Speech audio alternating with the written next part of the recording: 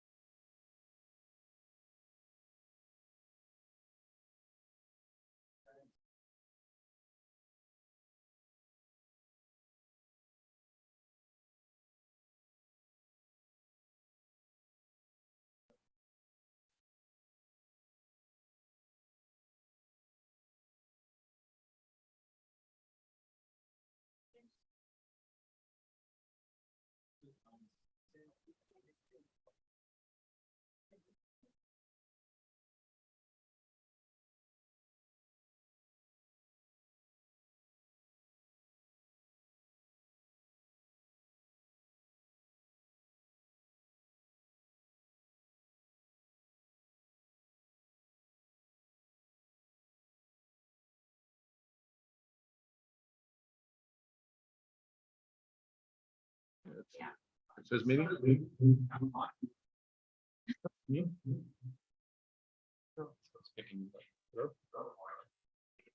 Hello? Hello? I'm not muted.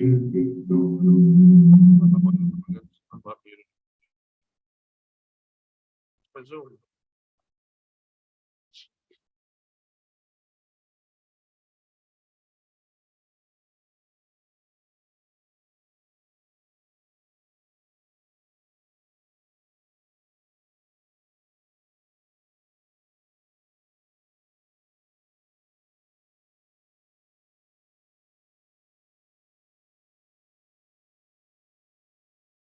Test 1, 2, 3. How's that sound? Is that better than before? We had to talk like this.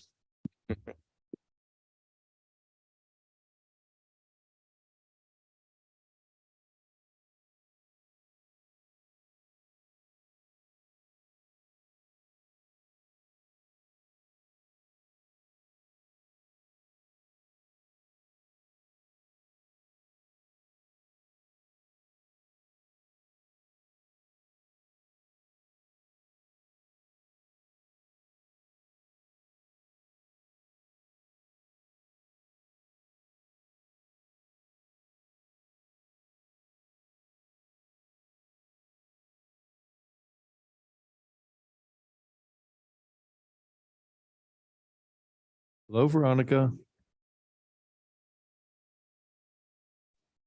Hi, how's it going? Just trying to change my name here. On your picture, there's a blue box with 3 little dots. If you click on that, it allows you to rename yourself.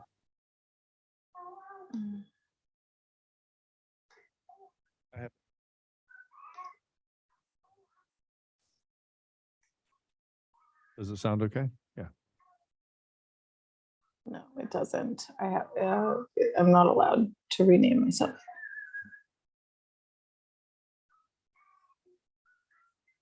Oh, you changed your name for her? Oh, awesome. Thank you.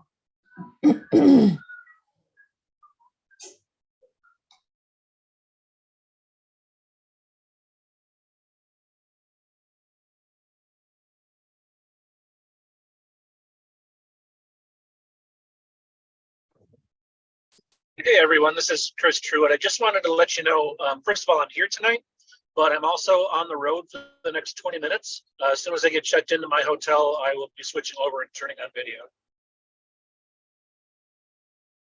Hey, Chris.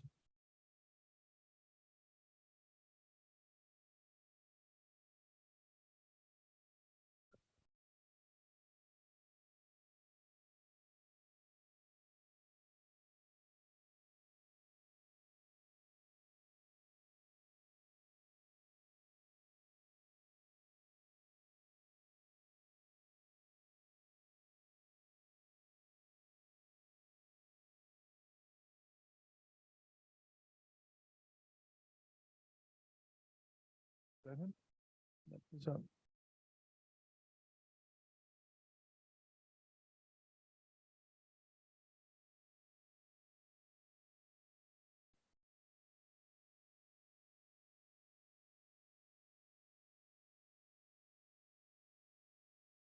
Hey there.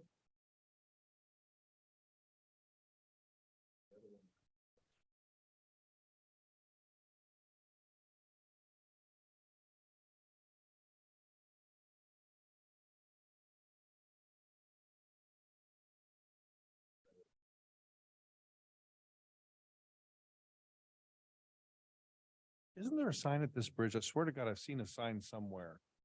No wake, slow manatee, something. No, no. You know, it's Martha's husband who works for Florida. Oh, oh. Okay. What's the So is that environment as opposed to wildlife?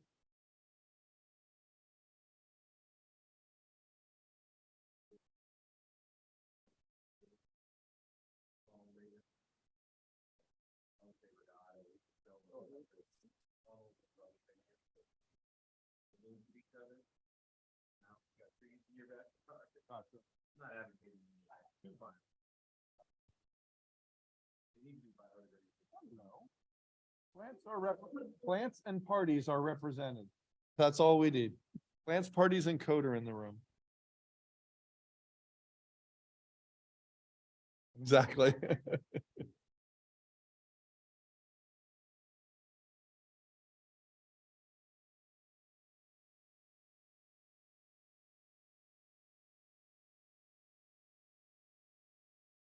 What happened? I'm in a village meeting.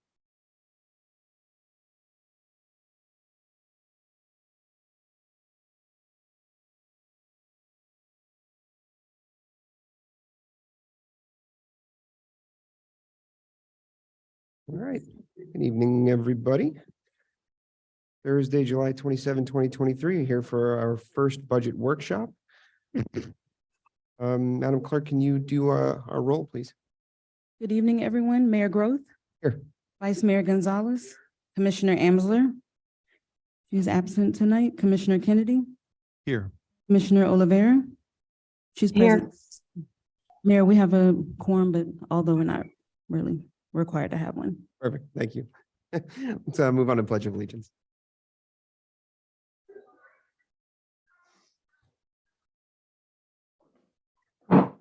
Allegiance to the flag of the United States of America and to the republic for which it stands, one nation, under God, indivisible, with liberty and justice for all.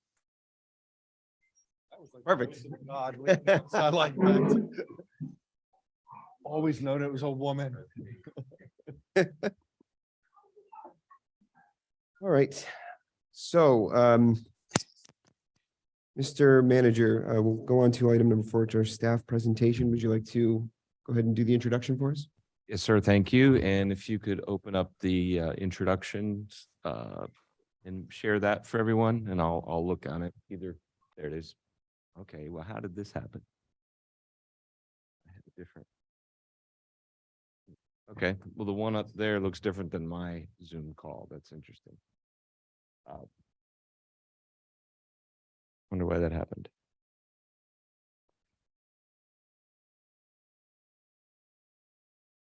Second here, figure out why it's just not update.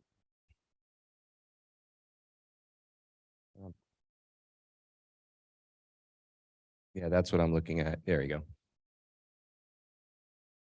Yeah, so the Zoom share is not sharing the just give us 1 second. We'll get the right screen up. I can do it too from here. I have that. Yeah, I'm dangerous now that I can drive. Watch out. So what you're showing up here is your computer, not the Zoom share. So I'll proceed. The slideshow that I've updated for you all. Let me. She'll get there. Okay, so the first slideshow is the beginning of our budget kickoff is always when we get the estimate from the county on what our projected property value is. I shared that with you all through the process of setting our maximum millage rate, which we set at the 9.7 rate. For the audience, last year, our assessed value was 309 million. This year, it escalated to 367 million. I did have a meeting last week with the property appraiser, and it was some really interesting demographic issues that created this growth throughout the county. And most of it won't affect you as much as it will other communities. There was an interesting story that I thought I'd share with you, that Dade County didn't anticipate FPL turning on their nuclear power plant from the initial projection to the actual final projection of the ad valorem, which goes on the trim, and it netted $1.8 billion when they turn on a nuclear power plant. So just understand your scale here at Village of Biscayne Park and appreciate that.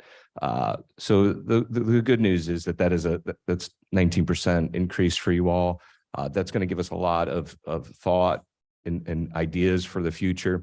I believe, and the reason I'm bringing the property appraiser up is your sustainability of this increase is very different than the other municipalities because you don't have the commercial elements, you don't have a nuclear power plant that could be turned off. You don't have any of those issues. You have very stable environment, which we've looked at very closely, and we'll always work with them to see if there's anything weird happening. They'll tell us. They'll say, hey, these 10 houses aren't assessed anymore or something like that, and that's not going to happen. So I'm very confident that you can expect no less than 5 or 6% for the next 2 years, probably, and probably higher than that. So the kickoff of a budget workshop is basically just to have a sense of the confidence in your revenue.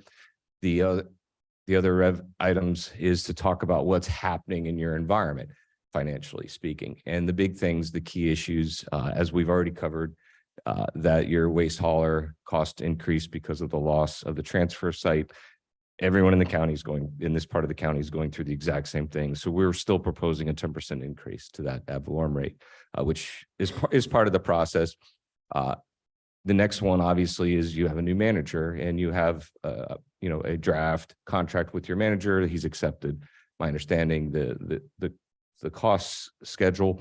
But I also put this on here because the manager may want to consider some shuffling, some restructuring of whose job does what, potentially there. You'll see throughout today's presentation, there are some staffing issues and some contracting issues that really need the manager's ultimate has to work through it and make decisions, because some of it you can keep going the way you are. Some of it he may choose not to. Your grant and your project matching, those are already running forward. So you're very committed to some of those projects. So there's not a lot to talk about with those. You've already authorized the next 2 phases of your storm drain. So that's going to tie up certain activities, particularly those grant funds. You also finished a strategic plan. And the next step is, what implementation schedule do you have in mind, or does the manager have in mind with you all? That could affect your budget. And also, there's always cost factors for staff and insurance, which is, in our economic environment, we all know that the CPI is rocketing. Insurance costs for the city and your staff is like everyone else in South Florida, or Florida in general. So moving on to the health of the village in terms of reserves, you finished last October 1 with $3.2 million in reserves. And you've also structured your reserves with a 50-50 split, 50% available, 50% held into an emergency fund. That is an evolution of your budget process that you've adopted, which we've gone through. The prior commissions and this commission have understood the exercise that at the end of the budget process, we include that ratio. And that speaks to the community of what your reserve strategy is. And we'll get to that at the end. You're probably going to you're projected in the 3.6 or higher end of the year revenue or reserve, I meant to say. So that's the introduction. The next item would be there's 2 things I want to bring up. I don't have the list in front of me. I can do it.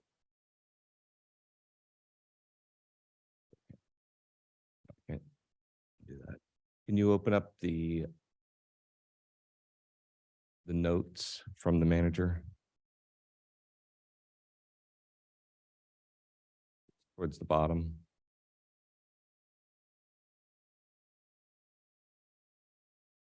Yes. Down there at the bottom. Yep. That one, budget memo. That's the police one. You leave that open, but we'll go back to another one. Your files. There we go. Oh.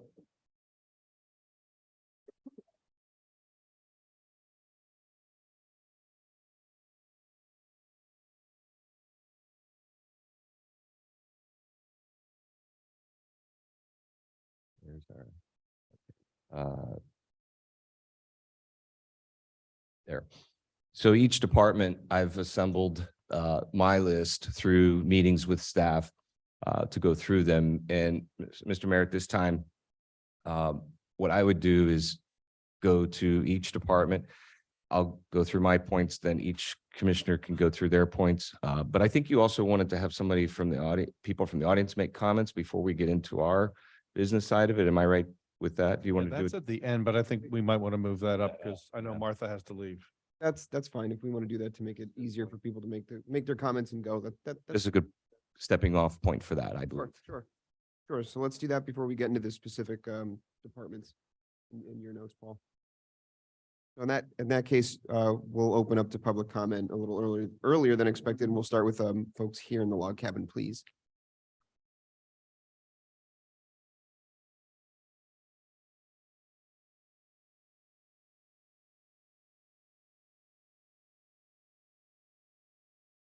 Something about that new microphone, Paul. Everyone's going to try too hard now is what's going to happen.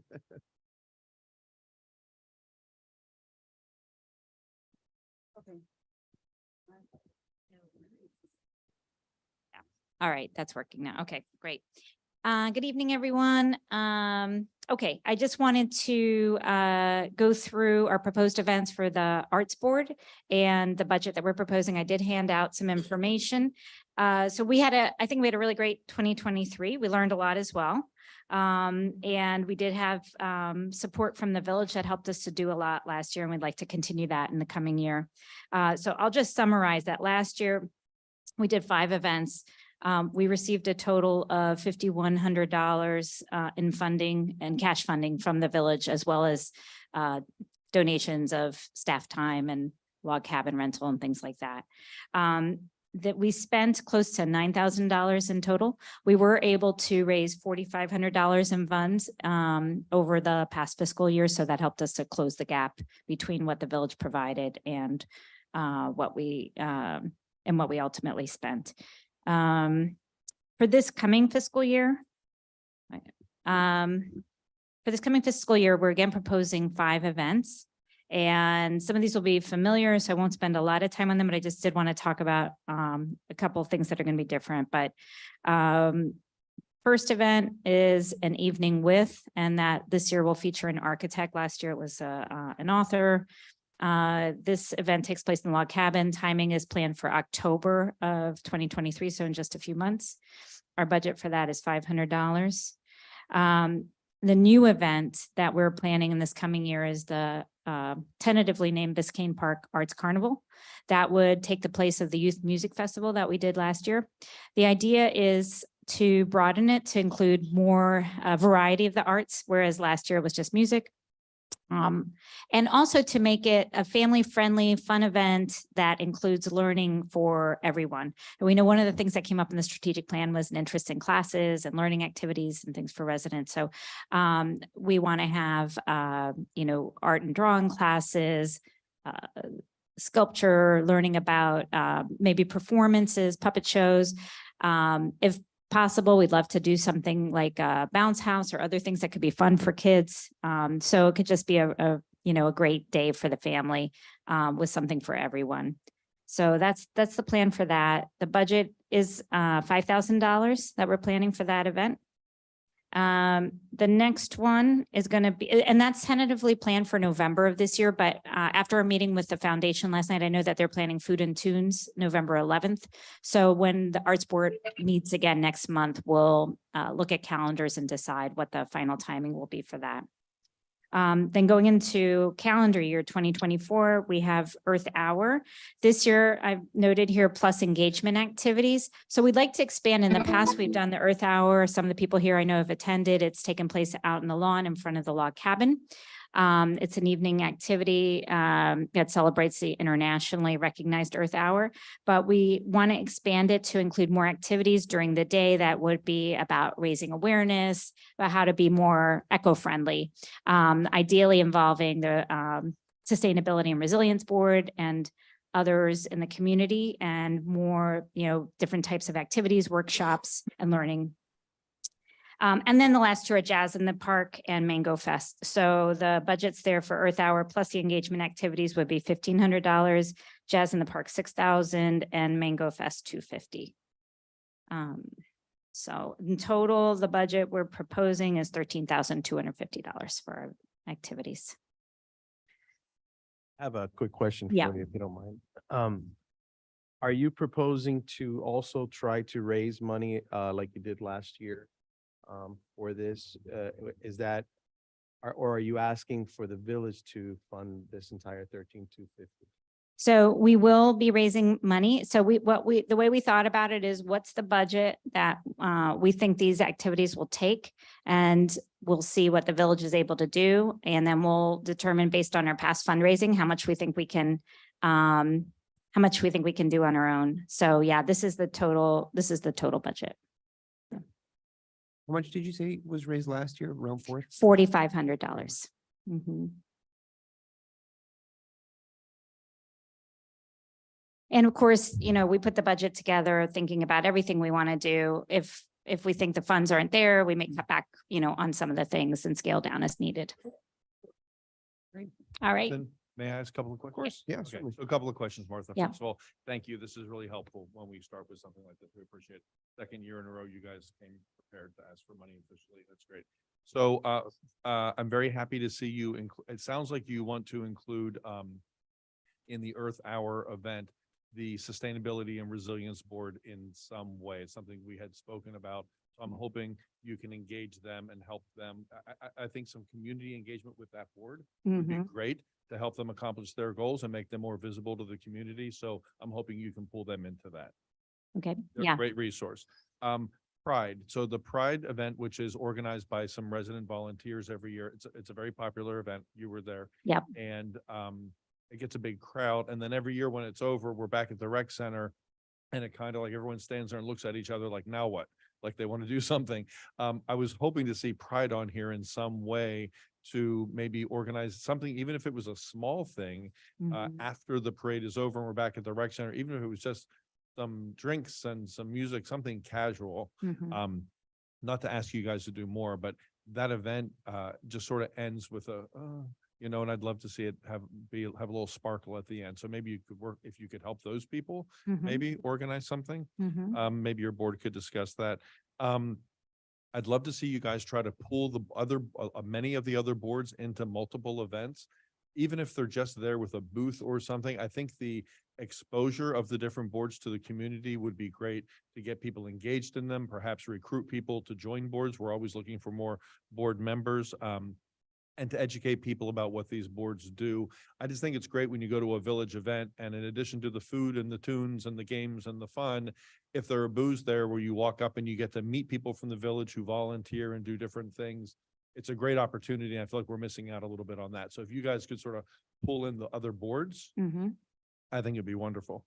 I'm wondering if you might be able to combine food and tunes with the Arts Carnival together. If you're both looking at November, I don't know how that might work, but Yeah, I was I was thinking about that too. So we just learned about the food and tunes last night, the timing of that. So yeah, I think that could be something. And that's one of the things we discussed with the foundation when we met with them last night is if there are opportunities to combine events and, instead of different groups trying to promote individually, kind of gets one message out and more focus on one thing that could draw more engagement and a And bigger then the last audience. thing is dovetailing on what Art said about, how much money you're asking for and are you raising money?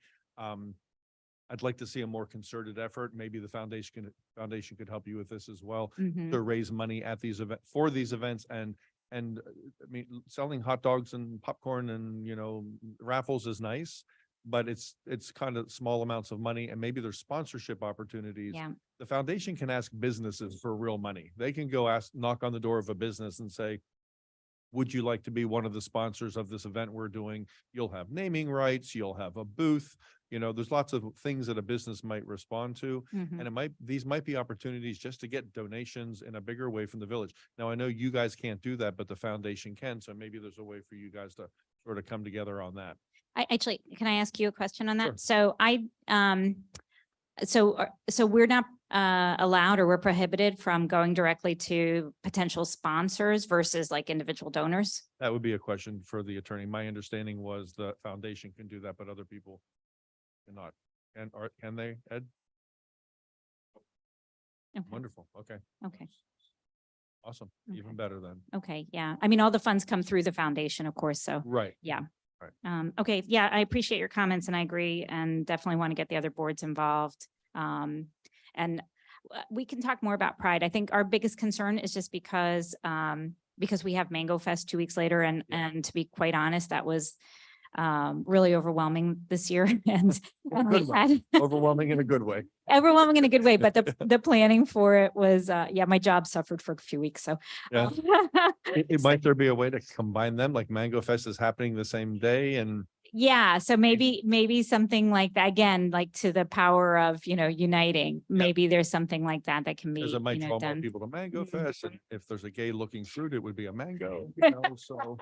But I do wonder, I mean, the Pride organizers, if they were so inclined, could also organize an Mhm. like a public Yeah. after party as well, Yeah. right? Yep. Yeah, I mean, it doesn't have to be done through Well, us, then- or they well, just have I to get know that- permits for it. Yeah, then it requires permits and things Yeah. and that they may not Okay, be able to. okay, yeah. At any rate, you guys are doing a great job. I say this all the time, you guys, like, it's the heart and soul of the village, and we just finished the strategic plan. And boy, did we hear about that a lot, didn't we, guys? We heard a lot about how much people appreciate these events and how different it makes our community. You guys make us very special, so thank you for that. Thank you. Thank Thanks you a very lot, much. everyone.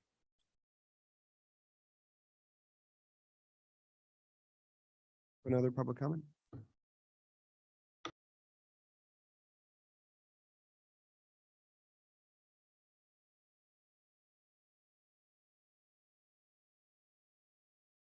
Hang on, there it is. Yeah. Okay, Janie Anderson, 11th Place, 119th Street. The code supervisor position. I'm noticing the monies allocated for next year has been reduced. Now, I realize that's an outsourced position, but then it also ties over into the notes that I see. The current utilization of staff and contracted services exceeds funding. A plan for 2024 needs to be developed. I'm going to be really blunt. Fund it. We have seen such a turnaround in that department in the last few months, such professionalism, raising of standards. We can't afford to let that slip. If it takes additional funding, because much of this improvement has been on the back of the current code supervisor. We need to do whatever it takes to keep that continuity going for the foreseeable future. I mean, there'll be a point where things can be changed. Now isn't the time. Please find a way. I also don't see anything that if the code officer merits a raise, I don't see anything built in there. And I couldn't find the code admin salary. I thought maybe he'd be over in buildings. I know he works part-time over there. Obviously, I was looking in the wrong place because I couldn't find it. Very happy that you have budgeted 1.25 for the manager's salary. Took a long time, but that's a good number. Now, at the risk of embarrassing the person to my left, a 5.9 raise for the clerk isn't bad. But if you can bump it even a little more, we are dealing with someone who gives multitasking a new definition. She is as professional and proactive as you could ever ask an employee to be, juggling so many things at one time and doing it all with grace and professionalism. She deserves to be well remunerated.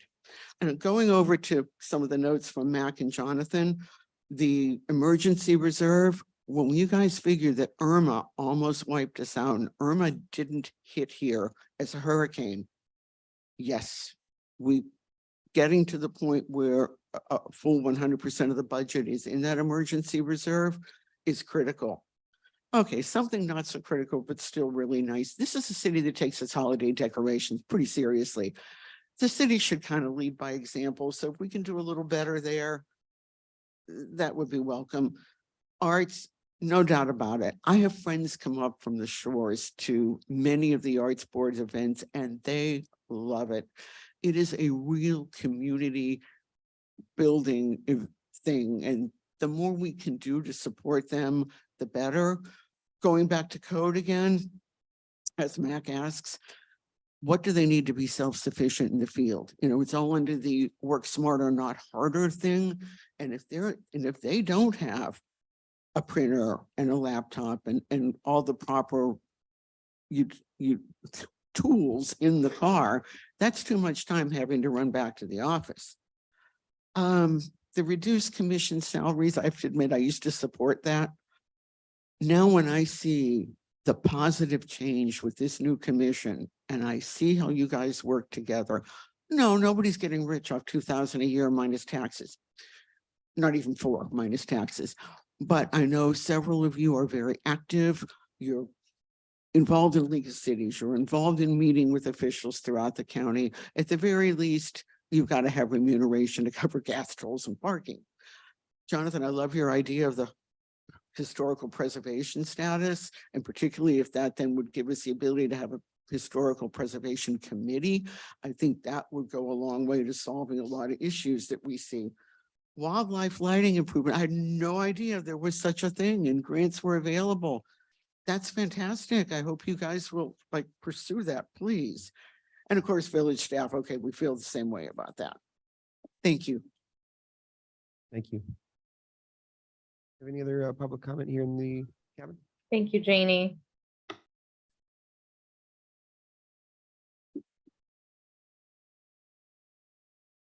Good evening, everyone. Howard Goldman, 11950 Northeast 6th Avenue. I want to talk pickleball. Pickleball has been on the docket with several people here for a long time. I've been pushing for it. I've been an advocate of it for several years now, and I hear that it's come up again now. And I could tell you that I was a part of, in the embryonic stages of the Miami Shores Rec Center's building of pickleball at the rec center, where you watch dead tennis courts go to full up pickleball courts now. I was a part of, in the embryonic stage of Hollywood's pickleball court, in the roller rink, which was a drug den basically, and the skate park, which was created by local kids. And the city has not only funded, after a group of individuals put monies up to help perpetuate interest in the Hollywood pickleball courts, but now the city is not only built upon that with the pickleball courts and added water fountains and lights, but the skate park in Hollywood has also been built up now as a full skate park, and the community is using that, and it's no longer a drug den. It's a very lively park. I see Biscayne Park in our park, I've been here since '05, as a wonderful park to walk around. We have a lot of space within the park that hardly gets used by our residents on a constant basis. The basketball courts, I think, are probably the most lively aspect of the park's use, except for the kids' playground, which is a wonderful sight to see.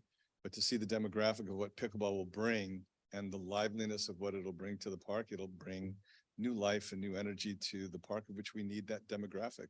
And I think that's what's moving into the village here, is every one of the people that are buying, as we see what our rates are of the properties, it fits with the pickleball players. And even the Miami Shores Country Club is sponsoring tournaments now and converting their tennis courts. We have a wonderful opportunity to be at the beginning of the game. No pun intended, but I guess it is. I've been playing it for 15 years. So I've been watching this, and everybody looks at me and says, I can't believe you were telling me about this a long time ago. And you see what's happening from Miami Beach down south to Homestead and all the way north as far as you can go. Courts are being built constantly, and then space within those courts is expanded. So I'm really hoping that we take this seriously and we find the funding for it, because I, for one, will be on those courts 5 days a week, guaranteed. Guess while I'm up here, I may as well take the opportunity to try and say, can we start talking dog park? Dog park, dog park, dog park. I know, but it's been happening for a long time, and then it goes away, and more people have dogs. We see wonderful people walking their dogs, and that would be the next thing after pickleball. But pickleball is number one. Thank you. Thank you. Neither here in the cabin?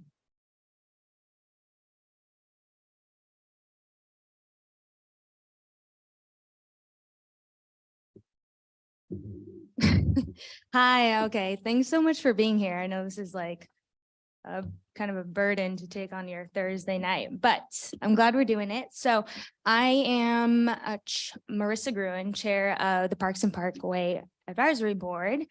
And had I known how organized the arts and culture was with the giving, like the paper, if I can still give that. I just didn't know. This is my first budget workshop ever with the village, so bear with me.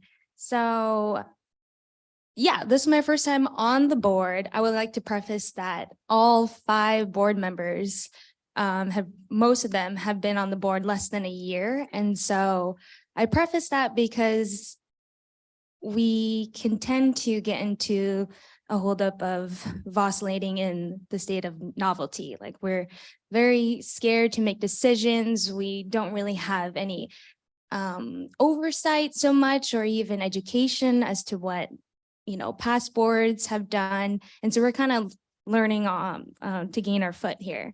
And I say that because if you look on just the budget, right there, we have like $101,000 allotted for landscaping. And year to date, right now, we've spent around $30,000.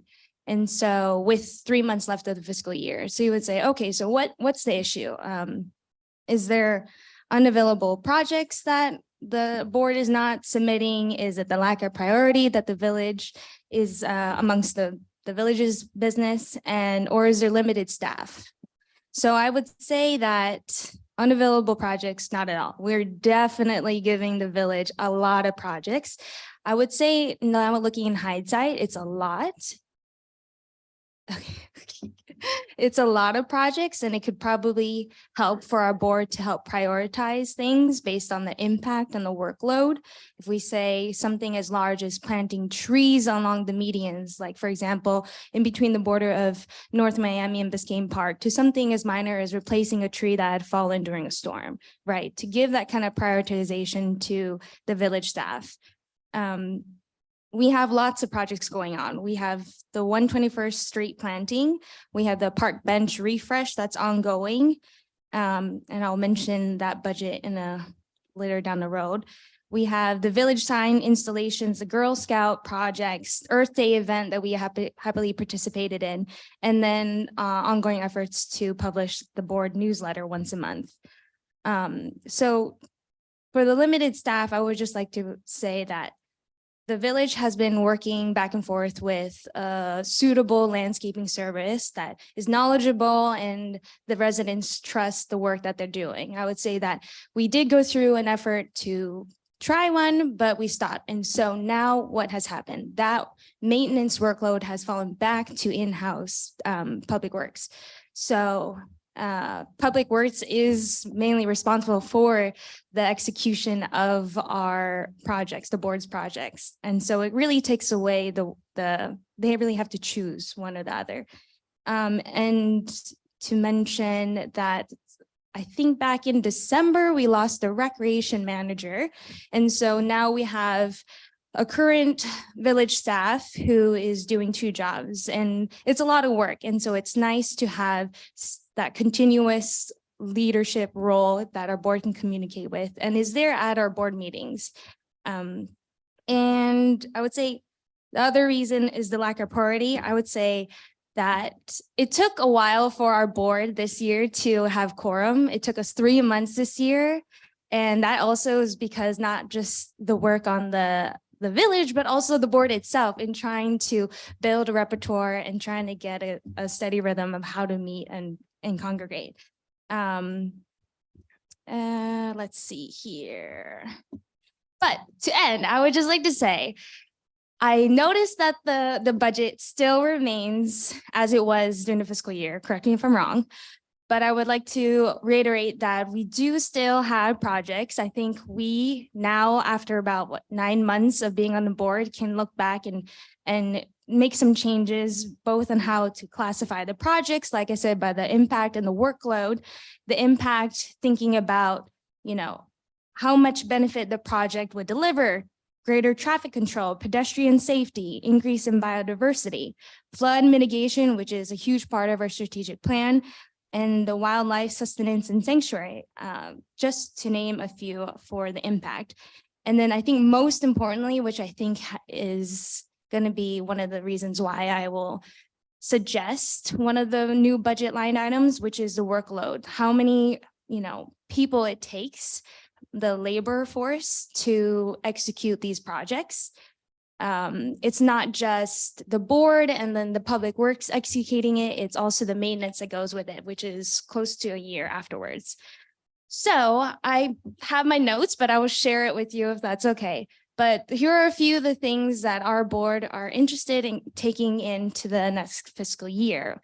Number one, which is a new one based on our participation on the Earth Day event, which is seasonal community events or workshops. At the Earth Day event, some of the board members had paid forward free plants out of their own pocket, which was great because that encouraged the residents to plant in their backyard. So we want to kind of try a new project with that and think about ways to incentivize residents or even other neighboring municipalities to come and join, whether this budget will cover food and beverage. This is talking about like if we were to have a large planting community event, this has happened in the past. And that way it takes a low workload off the public works. And we have people who are very passionate about wanting to plant trees. Well, it's like, okay, you talk the talk, now walk the walk. So like we'll say, hey, here's an event that you can come. Let's be organized. And this is where I thrive. Give them a schedule, be well advertised, and have it set out on the calendar so it's not like a last minute thing. And so if that budget is approved, the funds would cover food and beverage, tools and materials. Maybe we need a couple of shovels or gloves or something like that. Or yes. And then also another one on top of community events, rain gardens and bioswales. So this has been kind of an ongoing subject that has been brought up, especially since a couple of our commissions have been to the Water Quality Summit.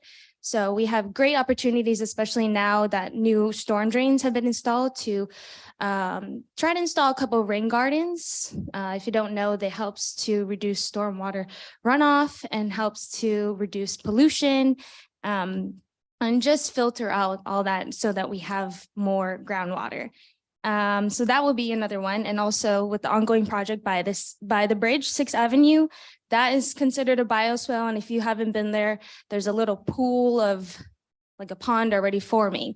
And that's kind of bad, but there's a way to alleviate it with planting the right plants. And so actually those things can actually thrive and there can be a great biodiversity of wildlife there. Third, ongoing tree plants and maintenance that we normally do, with the last storm, we had trees falling, so just replacing those, installing new trees with Australian pines. And fourth, continuing the 121st street screening. And then, of course, finally is the beautifying just within the common areas here at the log cabin, the rec center, and then the park benches. And this is the last thing I'll say is I noticed that the park benches for the next fiscal year was removed, and based on correct me if I'm wrong, and based on the people who were able to source the benches, it will cost at least $500 to $1,000 to replace, not including freight and possibly installing concrete pads based on what the rec manager had suggested. So I would say that I counted around at least 9 wooden benches to replace, that it would be at least a multi-year project, or otherwise we can get it done in 1 year and give us a larger lump sum to just get it done, because apparently the freight is what costs the most. So I will send this, write it up and make it all nice, but thank you. Yeah. Thank you. I don't think so. Thank you very much. One quick thing. So earlier I said to Martha, who's the vice chair of the arts board, that the idea of engaging the other boards. So I think that was one of the things you were talking about. So you might want to meet with them or attend one of their meetings and see how you guys can get involved in their events. That'd be great. Yeah, thanks. Any other public comment in the log cabin? Okay. So we'll turn to Zoom. We have one person with their hand up for comment. If we could please unmute that person and let them proceed. Thanks, Howard. Can you hear me? Yes. Okay, it's Bob Anderson, Northeast 11th Place and 119th Street. And I just have one question I'd like to be able to get some clarifications on. I was looking on building department's budget for the revenues. And it appears, looking at that chart, that what is proposed for next year is less revenue in almost every one of the line items than what it shows for year to date that we already have from the end of May. So I'm just curious of why is there such a big discrepancy on revenue showing for next year compared to this year? Thank you. Thank you. Paul, are we going to come to that area, or do you want to take a second to just explain? Well, there's several moving parts, one of which is the creation of the building fund required an audit. The audit identified X number of dollars. We transferred that into the fund from the general fund during a budget amendment process earlier in the year. There's also moving parts where the code enforcement and the building officials are all charged in more than one department. That's got things a little confused, and we'll get that fixed for second reading. And I think that covers most of it. Yeah, those are the elements, but it's all going to wash out. This is the first draft. The draft budget in front of you is what the accountant wants you to start with. Then we, the management and the leadership, we shift it into reality. Thanks, Paul. Okay, so do we have any other response to public comment before we moved on? No, but I have a procedural question. So are we going to go department by department through this? Or are we going to all present our things first? So you want us to drop our suggestions in department by department, because the three of us here have some lists.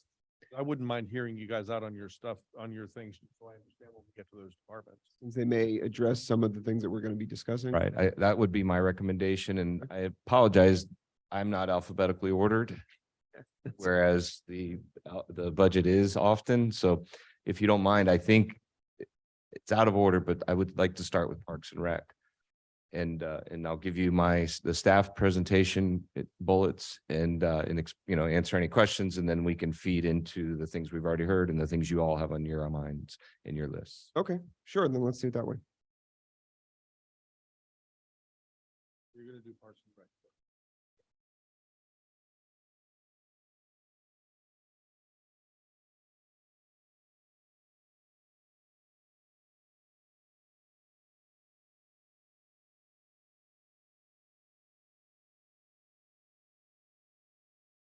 So if you could leave my notes up for the share and also the budget for Parks and Rec. That's possible.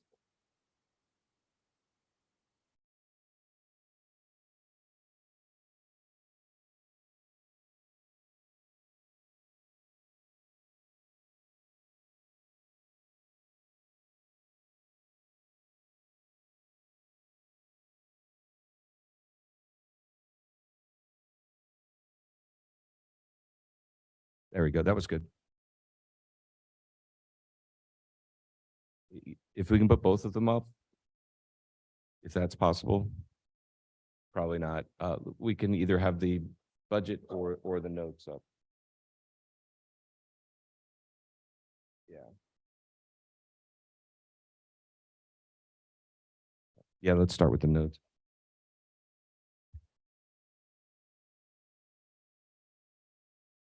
That's the police one, not that one. Yeah. Draft notes. There you go. Perfect.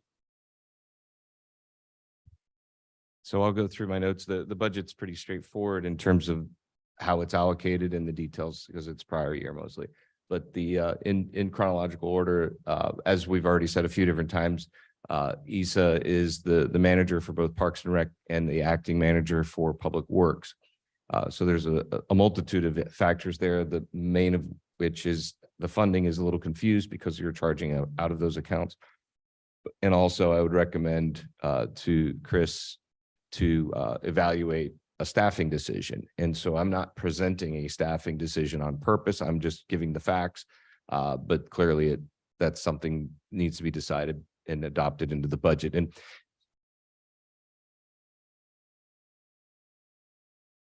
I'm not seeing it either. yeah, can you share that? That's what's. Yeah.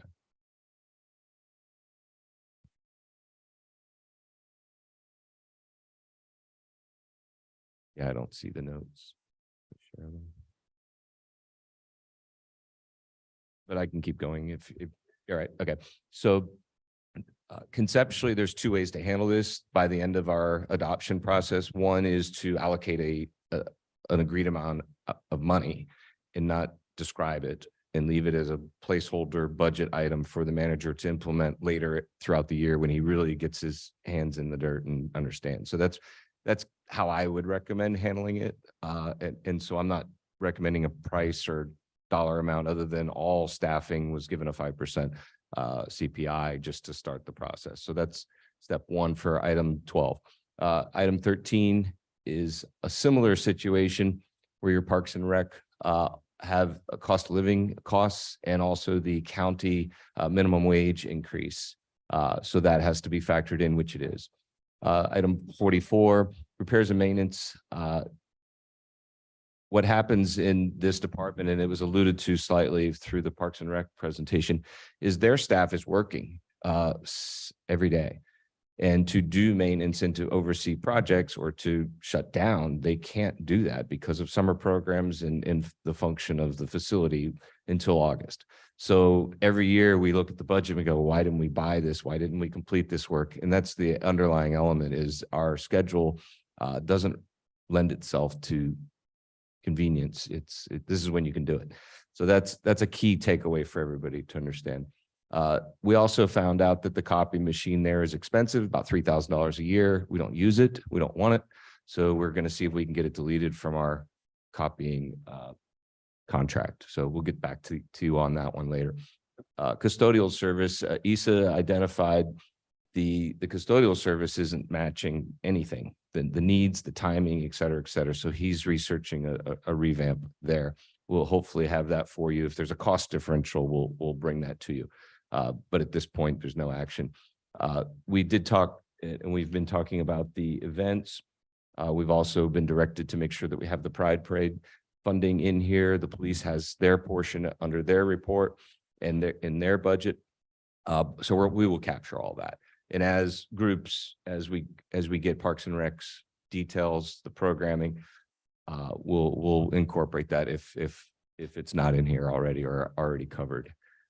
The one project that's going on that went on in 63 is the awning project. It was significant. It was $20,000 lower than the original estimates. So when they finally went to buy it, they got a much better deal. And those funds were moved to a court resurfacing project, which I think has been delayed every year I've been here.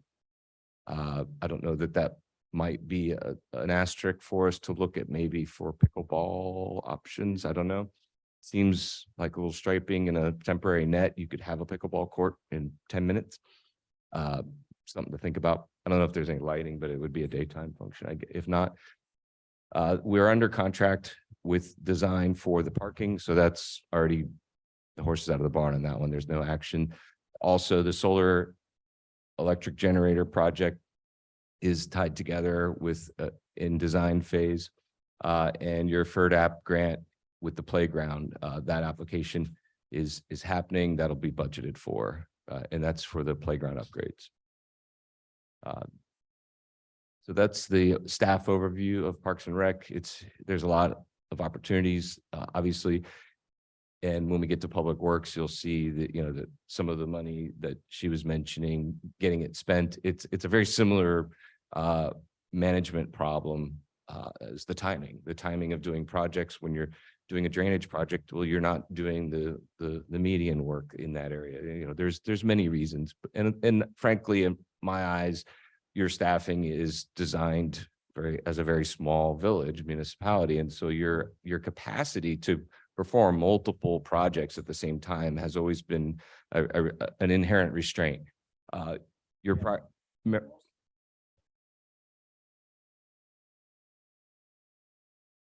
most of these projects are not done by the village. Most of these projects are people that come from the outside to do this. Yeah, so I was just, that my next sentence was exactly that, that you've evolved to where staff isn't doing it as much and it's more, it's led by management, but you also now have a contractor that you can hand off, and some of the funding in public, I'm bleeding into public works, I'm sorry, but is funded through that, where CAP and their crew can manage the project and get it through, and it's obviously outsourced. So you've moved to a new spot in 2024 budgeting that you weren't at in 2023.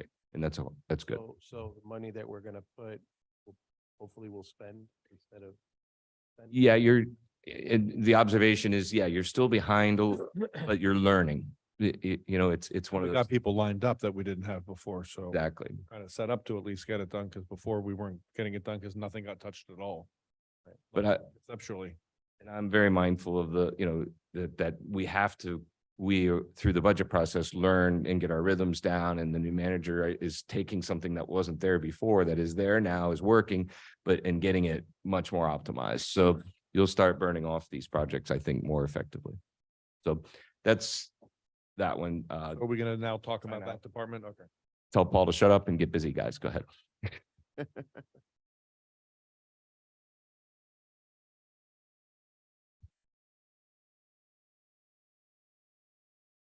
Y'all's turn.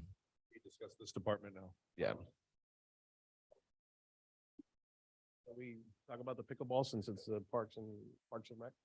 So basically, the reason for the pickleball is twofold. Number one is because, there's not a lot for adults to do currently at the park. It's mostly young people that are enjoying the park, which is awesome. But we have a population here of adults. And I think that obviously pickleball is something that is just blowing up all over the country. It's something that I know that I talked to Issa about it, and he said that we have a kind of a pickleball court in the middle of the basketball court or something like that, but that doesn't work. That's just not realistic. So I think I mentioned that my niece is the assistant director of Parks and City of Miami Beach. Yeah, so I obviously they're building courts all over the place and whatnot. So I asked her about it, and she was telling me that the cost to build a pickleball court without lights and just one pickleball court is about $46,000. So with lights, it goes up to 100,000. But I don't think lights is realistic, because we probably don't want people playing there at night. Probably bother We shut it down. We shut the whole facility. Anyway. Exactly. And then we won't have supervision or whatnot. So, I think that realistically, and I think, again, it's just something that will bring a lot more adults to the park. Like I think I mentioned to you earlier, the City of Miami Beach is currently charging $15 an hour per person for people outside of the city to use their courts. And $9 for residents per person per hour. We probably don't want to charge our residents anything, but we can certainly perhaps charge people outside of the village for use. There's a management scheduling portion of it. Yeah. With the fees, all that has to be thought through. Right. But that's the reasoning behind it. I know that several residents have asked me about the pickleball courts, and again, I think that it would just draw a lot more adults to the park. And I think that is just one more amenity that we can provide for the city. So that's pretty. Can I comment on that? I support it 100%.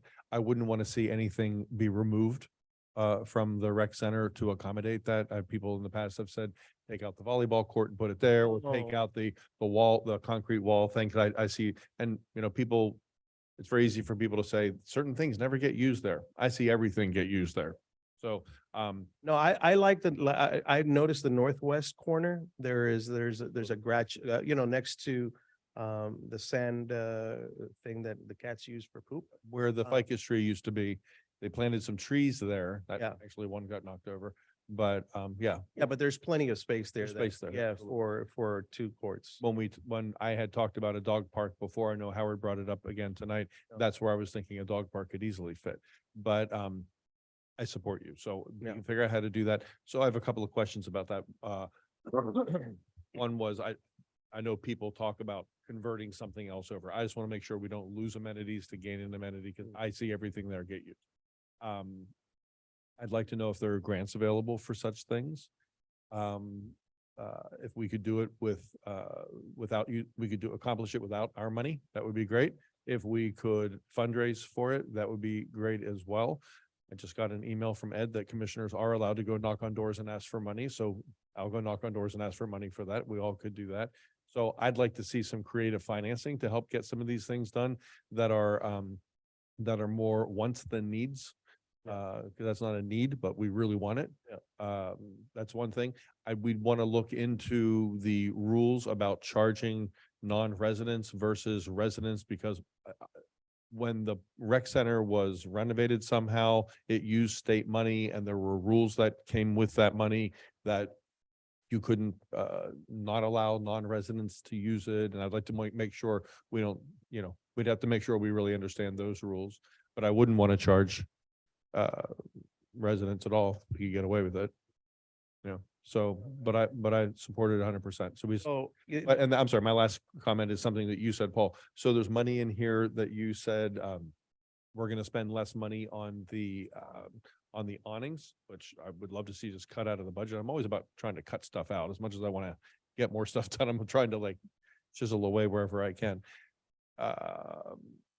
In the budget, can you set money aside for that's not so specifically earmarked and just kind of put it under a heading of recreation development or some That's what I- infrastructure or something and put money in there and then when Chris gets here, then we talk to him and try to but for the purpose of getting through the budget, could we decide sort of in theory that yes, we want to add more amenities to the rec center, likely pickleball, but just to get some money in there now.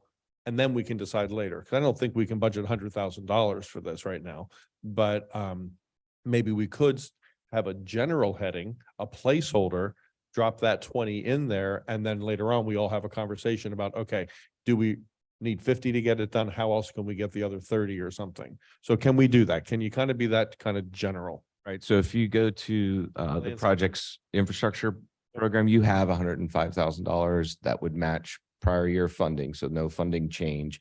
You would earmark that for study, pickleball or other activities and just leave it open and let Chris and the team attack it at the beginning of the fiscal year. But we know, I mean, would we want to add pickleball there? So at least it's kind of there in writing. So would get the- so there's some intent. Okay, then it shows that we really want that to be on the list.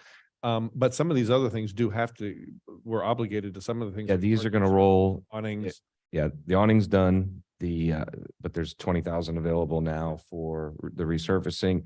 I believe that can move forward. You're not spending that Right. money. But keep it there. Yeah, and then your 2024 budget is starting to take shape with a pickleball study and those funds are already there. So, and I would look at overages and we can take this money and overfund this through the prior year transfer. I like the idea of maybe, and this is just me, but maybe having the funds in there for at least one pickleball court and then figure out a way. Yeah, let's do the study and find out what we can do. I'd very much support for tonight's purposes, adding the word pickleball court there. So it's there. So we're acting with intent and increasing that 105, dropping in another 20, just for tonight's purposes. We still have lots of steps to get through. Drop in another 2025 because we know there's 20 in there, but some of these other projects are not firmed up yet. So we really don't know, right? So I would very much support saying, yes, add pickleball there and drop it and take 105 to 125 for tonight's purposes. Because this is where we kind of dream, I think that's easy to do and we'll flow nicely into the final decision You making. guys be okay with that? Yeah, I think so. But before we do that, I do have one question. I've never played pickleball. I don't know anything about it. I mean, I know it's popular. I know it's popular. But however, I very recently started started trying tennis with my wife, and we go over to Morningside. Actually, one of the notes that I wrote in here was that Morningside Yeah. charges to use the court. So when that came up, I thought, possible opportunity for revenue. But if you have a tennis court, you can play pickleball on that, right? So if the reason I ask is do we budget and put in a tennis court and then use that for pickleball? So it has a dual purpose. I think you can.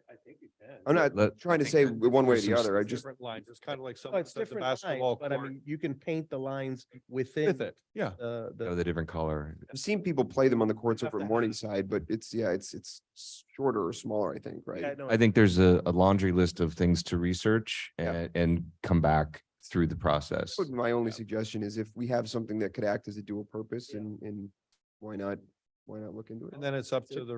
the only difference is, the tennis courts take a lot more space than pickleball courts. So I didn't know that. Okay, that makes So, sense. Yeah, so pickleball, for the northwest corner where we're talking about, Mhm. there is room there, but there's not a lot of room. Unless you're gonna take out the volleyball court There's pretty much room there behind that. If you go all the way behind the sign and move some trees, it's pretty big, actually. I wonder if you could do an oversized, again, Yeah. we're just talking here. Yeah. Wonder if you could do an oversized tennis court that holds two pickleball courts, one on each side of the tennis, what would be the tennis net? Yeah. So it's one Yeah. tennis court big, doubles as two pickleball courts. Good idea. Yeah, I know they fit on the old school outdoor racquetball court. One fits on each side. Yeah, and the I've seen that. thing is also is that these pickleball courts now have the movable nets. Yep. Like on wheels or Yeah, something. with right? on wheels and Yeah. whatnot, so you just wheel them in. Then and it just wheel 'em becomes something the rec center manages like every other facility. Okay, so I'm cool with adding pickleball there, increasing it to 125. I'll just float that idea. Yeah, but let's look at that also, that. Well, that's up to Chris then. When it comes down to it, he'll make it. Get them to work. Because I mean, we can get two things for one, I mean. Yeah, exactly. I'll put that as a criteria for the study. I would be interested to know about this resident non thing. Yeah. Okay. Like it, Art. Excellent. Any other comments on I have a couple of discussion rec- for Public Works? First, I have a couple of rec center questions. I mean, I was just gonna open this up and look really quickly, just to see which might fall under that. I had put down, the physical fitness idea, not to say that group that I'd spoke with, to go with them because there was a large portion for which we would be responsible. There would be money coming through it, and I just don't know that the aesthetic fits. But the idea, I didn't hate, if we, depending on what we want to do with that space, if we're looking into pickleball, tennis courts, whatever we want to do with it, that might preclude doing something like that. But that was the only thing. Add it here as an item under the same section of the budget. Where we're gonna add the word pickleball, you could add it there, and again, it becomes a topic for later. We're not Yeah. obligating ourselves to anything just by putting it there. If you- Yeah, maybe worth looking into. Again, I don't know that national fitness group is the right one to go with, just because I wasn't crazy about the way that they put it up. We can leave it broad and leave it as outdoor fitness equipment and the scale and the models and the grants and all of the pieces come together as we study. When I was thinking about that after we talked about it before, and we Mhm. presented it before, I sort of envision it not being at the rec center, maybe part of it, maybe it being a start and end at the rec center, but having those things throughout the village, so it takes you course. around the village. Yeah, So it moves you around the village. In the median, there's things, and it kind of like, part of it is you walk from one to the other. It's not just I mean, where we're trying to stop people from crossing through, we could put a one big. in the bench middle of the press machine. intersection at 10 and 121st. yeah, I mean, I remember, on the foundation, we'd had some discussions about that early on. There was a plan a long time ago to look into that, but, certainly, yeah, it doesn't necessarily have to be at the rec center or the park. Be interested in just looking into it. I have that noted. Thank you. I don't think any of my other ones fall kind of under Parks and Rec, so, Want to Okay. see if Veronica has something first? Sure. We're looking at you, Veronica. All I see is her name. let me see your name. Now I don't see her at all. She just dropped off. We'll come back to her. Come back. You don't want to unmute, do you? No. No. Everyone's yielded the time to the gentleman on my left. So, 46. So if we go to 46. 46 is repairs and maintenance. And for the field, we have $10,000 budgeted through May, end of May. We spent less than 4, but it still looks like we're planning to spend 10. I've said this in years past. Not having like a full history on these sheets makes it challenging to try to see what's going on. I'd love to know what's really going on with the field budget. $10,000 is a lot of money, and I think in my memory, we're not spending it. So I think there might be some money to gain there as well. So I'd like to know, are we really spending all that field money, field maintenance money? And if we're not, either there's a place to reduce the budget altogether for the rec center, or it could be a possibility to move it over into There's a technical reason why the athletic field is budgeted and spent the way it is, and the East is on. He can answer it if we need it now, but I believe there's a structure to the timing of when it gets fertilized, when it gets, and I think it's late in the summer. So, but he can, can you answer, do we really, in years past, have we spent all that money? the last few years, yes. We have. Okay, then that's really the answer I need. 5 years ago, no, we didn't have any structure. Yeah, I remember when I came on the commission, that money is not being spent. Is it being, so it is being spent now? This year it's going to be Yes, spent? if Maintenance schedule is being maintained? we used to budget for completely resodding it. Now we have a contract for the maintenance, or we perform the contracted or excuse me, the prescribed maintenance in a rhythm throughout the year. And that's why it's marked in red. Then item 48, the special events. I would be in favor, for the purpose of tonight's meeting, we're not voting on anything final, to dropping Martha's, what she requested into this and just adding it right into this. So we have it for the next time we meet and talk about this. Would you all be cool with that? Yeah, makes sense. That's my understanding. Okay, very good.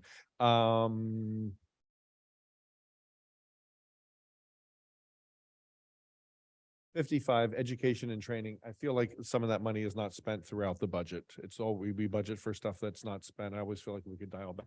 And every year the conversation is we should be doing more of it, but I would definitely leave it there. I had, as part of my conversation with staff, it's a missing component, and I'm sure the new manager is going to see to correcting some of those things. Next year when we don't spend it again. And then 63, I had questions about that we just covered. So that's that. Now let me pull up my list, and I'll do what Jonathan did and see if any of my items fall into park and recs. I don't know that they do. Okay, holiday decorations. Maybe they do. I don't know. So I'm just going to bring it up now, and then we have a conversation. And so holiday decorations, we're talking the end of the year holidays, Christmas, Hanukkah, New Year's. It's embarrassing. I really, at this point, if that's what we're going to do again, I would rather the village not have any decorations up than that mess that ends up at our entrance sign. I mean, it's that bad. It's better that we just say, for reasons of separation of church and state, we don't do holiday decorations. I'd just rather have that be our statement. Or we need to find some money if we want to do something decent and assign that to someone to figure out what that's going to be. It's a real aesthetic choice, and maybe we need some people who know what they're doing to figure that out for us. So what are your feelings on holiday decorations? Should we or shouldn't we? I like it. I'll leave it at that. I like it. I think. I do too, but I just don't like what we do. You saw what we do.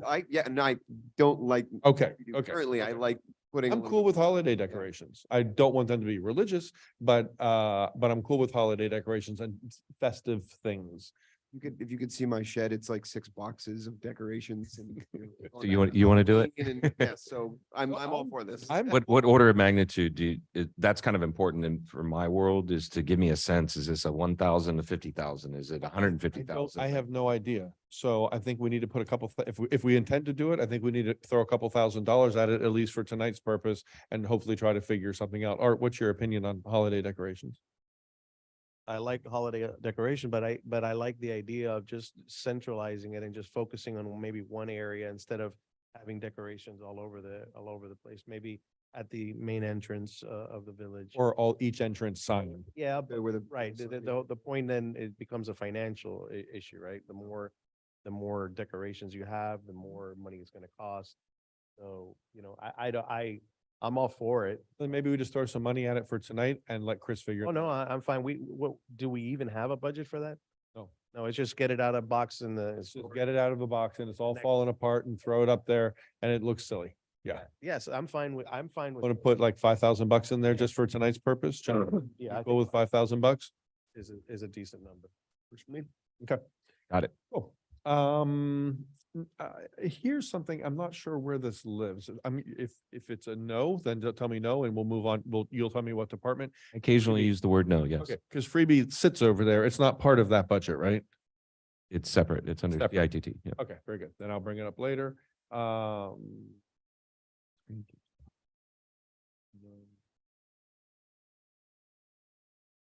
arts thing we already talked about. Okay, so here's something just worth throwing it out there. It's on my list. If you guys looked at my list, you saw it on there. 4th of July. So fireworks displays going on all over the place. Do we want to consider doing something that's not fireworks? Municipalities are starting to do drone things and laser things that are not, don't make a lot of noise and a lot of mess and a lot of scaring animals and all that stuff that people complain about. Do we just let residents enjoy what happens all around us, or do we want to consider the idea of doing something here in Biscayne Park for 4th of July? I have no idea what the cost would be for that type of thing. Yeah, there's so much stuff going on around us already and it's gonna continue. It's not gonna The stop. noise is going to be there And the anyway. noise is gonna be there anyway. So no, I personally don't think that that's money that would be well spent. I put it down because I thought it was worth just sort of tossing the idea out. Yeah. Move on from it. Okay, that's it. Thank you. What's next? In our online. Oh, did we get meeting. Commissioner Rivera back? No? All right, well, if we get her back at some point this evening, then we can go back to her. So, So we can ahead. go in, if you could put my notes back up.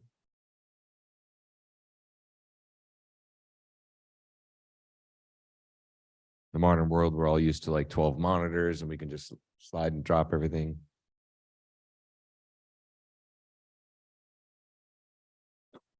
the big curved ones, right? The ones that kind of give you the Yeah, the Mario's desk has one. I can't even look at it. Gives me a headache. I'm sitting there looking at a laptop with this huge screen behind me. I can't even. Very funny. You want to move to the next one in line, I guess? what works. Or Public Works would make sense. Yeah. You can scroll up to, there we go. So I'll jump into Public Works if you want to move your, give you a second to move your pages. And if you're having trouble, the names are right on the bottom, so you can just thumb them. So Public Works, I've already given the introduction to the management issue, and this is a ditto of that. I spell it out a little longer here because he's the acting Public Works manager residing in the rec department full-time. I did note any major odd discrepancies in the funding or expense lines. And so 43 is simply just the water bill. We spend quite a bit in water, but it lags. It's a quarterly bill and we're a full 2 quarters behind in the accounting world. So that's just Dade County's billing cycle. So that'll level out. 46, we are looking at, there we go, at the solar generator project. One of the ideas is to tuck a car charging option in there and possibly explore some e-vehicles for Public Works. They have 2 trucks that we're spending too much on maintenance versus, their availability. So that's a major decision that will be in this budget. I don't have the exact numbers today, but it'll be in draft 2. And I will show an e-vehicle option. I think there's a couple of requests today from the commission for that technology to be part of our program. You're saying in the next one that we see, you're going to drop that in. Yes. Yeah, I didn't have the numbers at this draft. So we are working on it. And item 52, the expenses are lagging in Public Works because of a number of projects that are still happening and they haven't hit the books yet. So 52 should be fine. 50, I skipped 46,200. I'm sorry. 46.2. Yeah, so 46.2 was the idea of using an outside contractor for landscaping, I believe. Yeah, landscape maintenance. Yeah. And so again, I'm earmarking that as a management decision, leave the funds as they are, and we'll manage through it, through the process. I don't have any. Where is that in-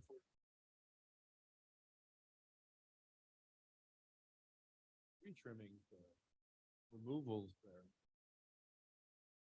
Yeah, and you have the buildings and some equipment type purchases. Again, no, the manager is the rec department overseeing it. 46.2. 46.2. Oh, 46.00. I'm at 46.2. I'm sorry. Oh, yeah, I typed it Okay, wrong. okay. Good catch. Yeah, 02 doesn't make sense, does it? I follow your numbers, Paul. Yeah, that's how it should be. This is wrong. No, who knows? But those are really management packages that are not material decision making. We're not in a position to make the decisions is my takeaway. And item 55 is the same concept. The training needs in public works is you have an interesting situation, and we have elderly near and mandated retirement coming for 3/4 of the staff. So there's a bigger decision-making package. I should have led with that, but that's where I'm thinking the new manager is gonna want to be a little more aggressive and creative at reshaping that department. I suspect that That in a good kind of, way. that kind of leads into that discussion. I had put it on mine about whether, this is a discussion we had when we had the contractor come in and we terminated their contract after a month, was do we want to continue to try to look for an outside contractor? Do we want to put more into public works to make up for that and just have public works do those things? Yeah, either way, and it's going to be a new compass heading, Well, and yeah, and new public works people most. right. And so I'm asking for us to understand that and recognize that there's pieces in every aspect of public works that the timing is magnificent in a good way. For today's purposes, we can't really work it too much. We've struggled for a long time finding a public works director because what I heard was that the money wasn't there for the right person, right? We seem to have a lot of issues with public works, in my humble opinion, and I've asked this question before and I'll ask it again.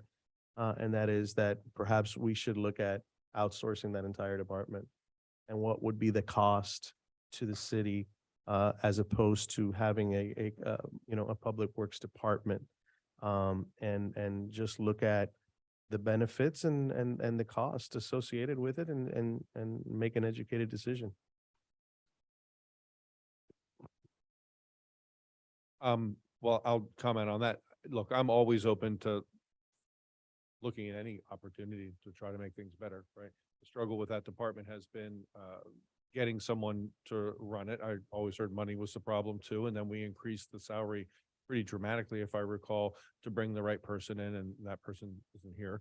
And because we needed a certain kind of a background and we needed an engineer. And that didn't work. So now outsourcing it, I'd be very interested to see how that might work. It worries me a lot because here in this community, public works is a lot of landscaping. And our landscaping is kind of special and different and requires a gentle, educated hand. And we just outsource that with disastrous results by my own observation. Yeah. And so that worries me a lot. So, but I'd be very happy to have the conversation. So can I run through my list? Okay. Jonathan? Can I get- Okay. So my first question is about the manager's salary. So Paul, it's budgeted for just under $100,000. So it's budgeted really right in line with the manager and the police chief. So You all stated it perfectly. It was upgraded to attract Yeah. the gentleman that was Yeah. here, David, I So- believe. Yeah, so that's still there. So I think we might dial back from this a little bit I'm trying to shave money all over the place. I think that relative to those two other salaries, it's too close to them. And it didn't work when we did it. So I hear you full out, but I think what you're suggesting might be something that would be for the following year or the year after that. And Chris gets in here and that's going to be a real analysis. It's a study year. This is leave it as is, study it and let Yeah, the. But this is really high in my estimation, and I think maybe it could come down. My next question is number 14, overtime. Is that one of the things that I had asked you about was these village events that we're doing, and we didn't budget for police, and I saw the chief put it in his presentation, and Public Works putting in hours. Is that accounted for in this overtime, or is this the regular overtime for storms and weekends? This is regular overtime. Yeah. So did we account anywhere for the extra Public Works time needed for these events? Because there is staff at some of these events and that we were told it's impacting us. It blends into these funds. Do you think we need to? Yeah, there'll be an adjustment, probably a slight adjustment when we correlate all the events. You'll add some stuff in here. If, maybe. if I see a shortage, I'll fix Okay, it. very good. Number 34 is Janet. And I did get out, since you brought up the salary, don't forget, we are actually outsourcing a bulk of, or a big portion of the Public Works manager's job to one of our engineering contractors. And I personally am it's very enjoyable to have that option because it's a whole staff. It's not just one person. And so that cap is funded through that line. It is coming out of here now. Yeah. Yeah, that's where it was earmarked, and that's how. I'll be very interested to have Chris take a good look. Yeah. Because Public Works it's important to every community. And here, because of the amount of trees we have and the nature of our landscaping, You're unique also. So there's a bit of a curve in who can do these types of things. So when you pick the landscape company you picked before, that they don't do that type of work. That's right. And so you got to get the right, a congruent choice. So that'll be interesting to see what Chris does with that. Chris's to-do list is getting lengthy, isn't it? It's bigger than this binder. I hope you realize. Okay, this. number 34 is contract services under janitorial. And again, I'm just going by memory here. I should have asked you before the meeting, Paul, rather than put you on the spot. Is this what was increased during COVID? I don't know, but that makes so much sense. I have to It say seems yes. To me, that there were janitorial services that were increased rather significantly as a result of COVID, and that was all going to be because things needed to be cleaned a certain way and all this stuff. I don't know. You might be But right. It seems to me like that number is so high. And if that's janitorial services only for the rec center itself, it just seems like so much money, $1,000 a month, more or less, for janitorial services for the rec center, which is, like a small house. Well, we're reviewing that Okay. under Okay. Parks and Rec. So that That one line, I'd like to. I'll take- add that to it. Okay, good. Thank you for that. Number 40, travel per diem for the Public Works Manager. It's a big chunk of money here too. So I don't know how that's all being spent. And this was something, if I recall, Art, you may remember, the car allowance, travel per diem for the Public Works Manager, that was added in when we hired the person. Attract somebody. Yeah, Yeah. exactly. It wasn't, I don't think it was even to attract somebody. I think it was that person needed that. Ask for it. Yeah, exactly. So I think here is an opportunity we could cut as well, because I'm not certain why a Public Works person would have I don't know. It's a lot of money for us. It's not a lot of money. It's a little bit of money, but a little bit of money in a lot of places is a lot of money. That's right. In my mind, I'm stepping away from the detail and just seeing it as a bucket Yep. of funds that It just seems needs like to be that Public Works Manager bucket is, well thought out and planned. and big. Yeah, so. But I hear your point that when we're looking for $5,000, we know where a couple places to look. Exactly. Okay, number 49. I have a question about number 49. 49 is called other current charges. There is storm prep response. Is that for the vac trucks? That's one of the things. Yeah. Okay, good. Just want to make sure vac trucks were in here, and I saw that and I think that's the vac trucks. 46. So what is this money earmarked for in 46? This is repairs and maintenance, $10,000 for equipment and $30,000 for the building. So the Public Works facility, yeah, it has a laundry list of repairs that it's, Is that for some specific things? I thought there was a specific Ne- project there that needed to get done. yeah, there's a Roof, a roof, building, correct, to cover the equipment. is that in this year's budget It- being done There's money for it, yes. in the current fiscal year? Mhm. Is it going to be completed in the current fiscal year's budget? I do not know. That's what I'd like to know as well, because that's $40,000 there and, Repair that we didn't do. but I thought it was getting done in this, that's why I asked Paul, is it getting done in this fiscal year? I thought it got approved to get done. I don't remember it getting done Not getting done, like it still hasn't gotten done, but we approved it to get done this fiscal year through the current budget. That's my understanding. So it is in the fiscal 23's budget. Yeah, and I don't Didn't know we if take some money out of there, though? we, Some money out of that, and held off on that, use it for something else. I don't remember what it was.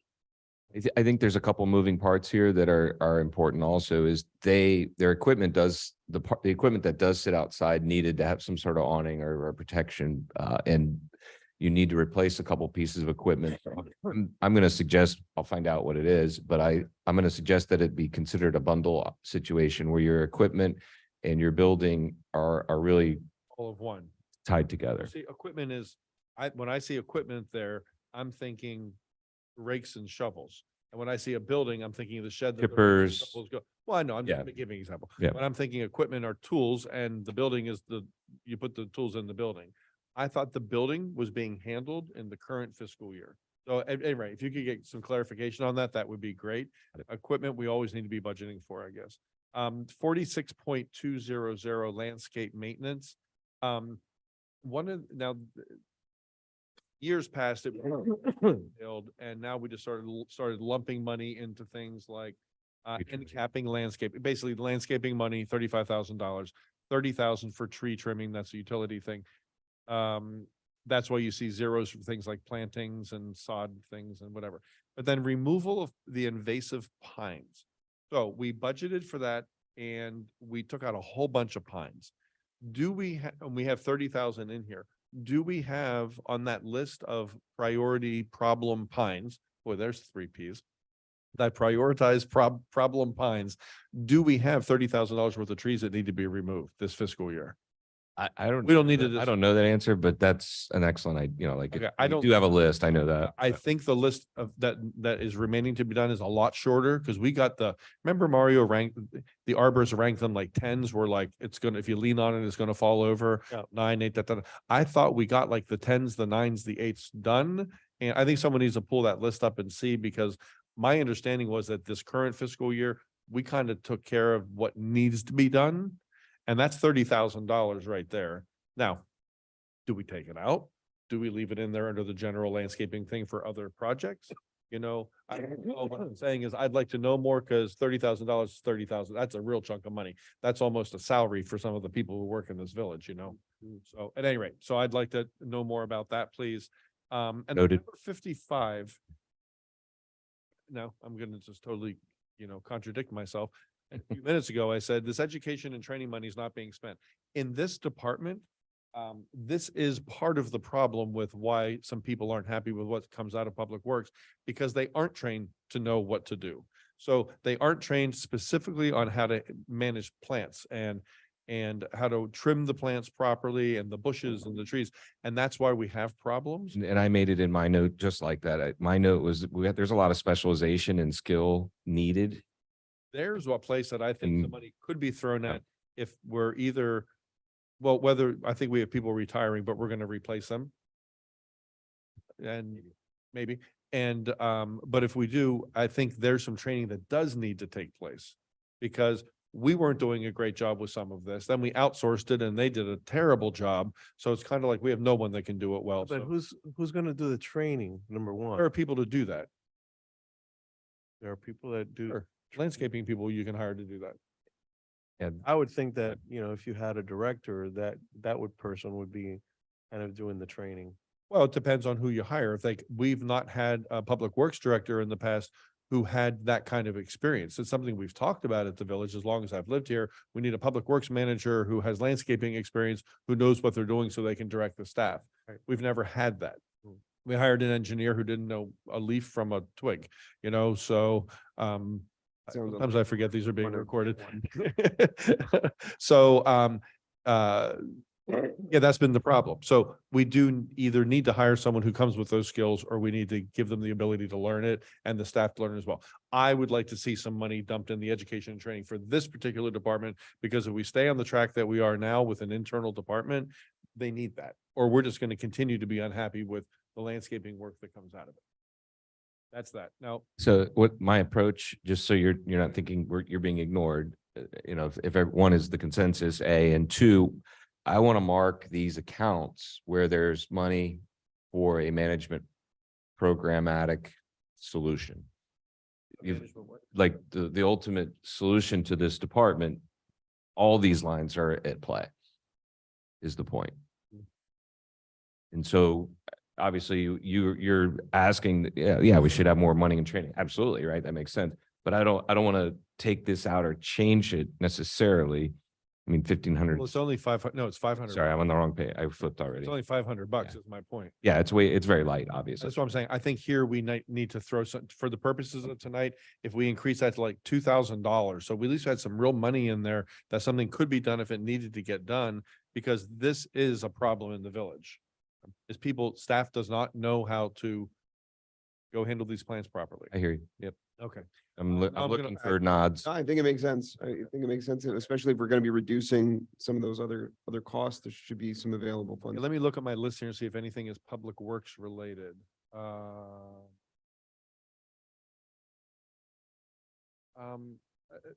Traffic is not, right? None. Okay. That's not. Okay, so I think this has already kind of been touched on, but it's on my list, so I want to mention it.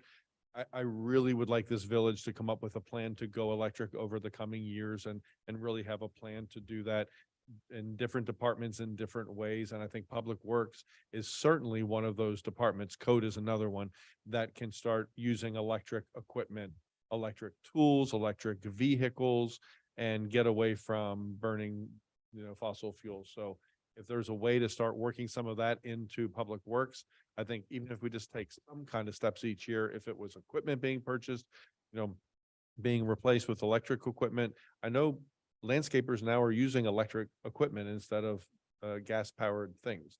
And they're driving around the village in those. The lithium technology is a game changer. Yeah, exactly. So I think it's there now and we need to start moving in that direction. It completely aligns with our, what's the thing? The strategic plan. Yeah, it completely aligns with so many elements in that. If we're going to start trying to tick boxes off, I think this is a place we could really make an impact there.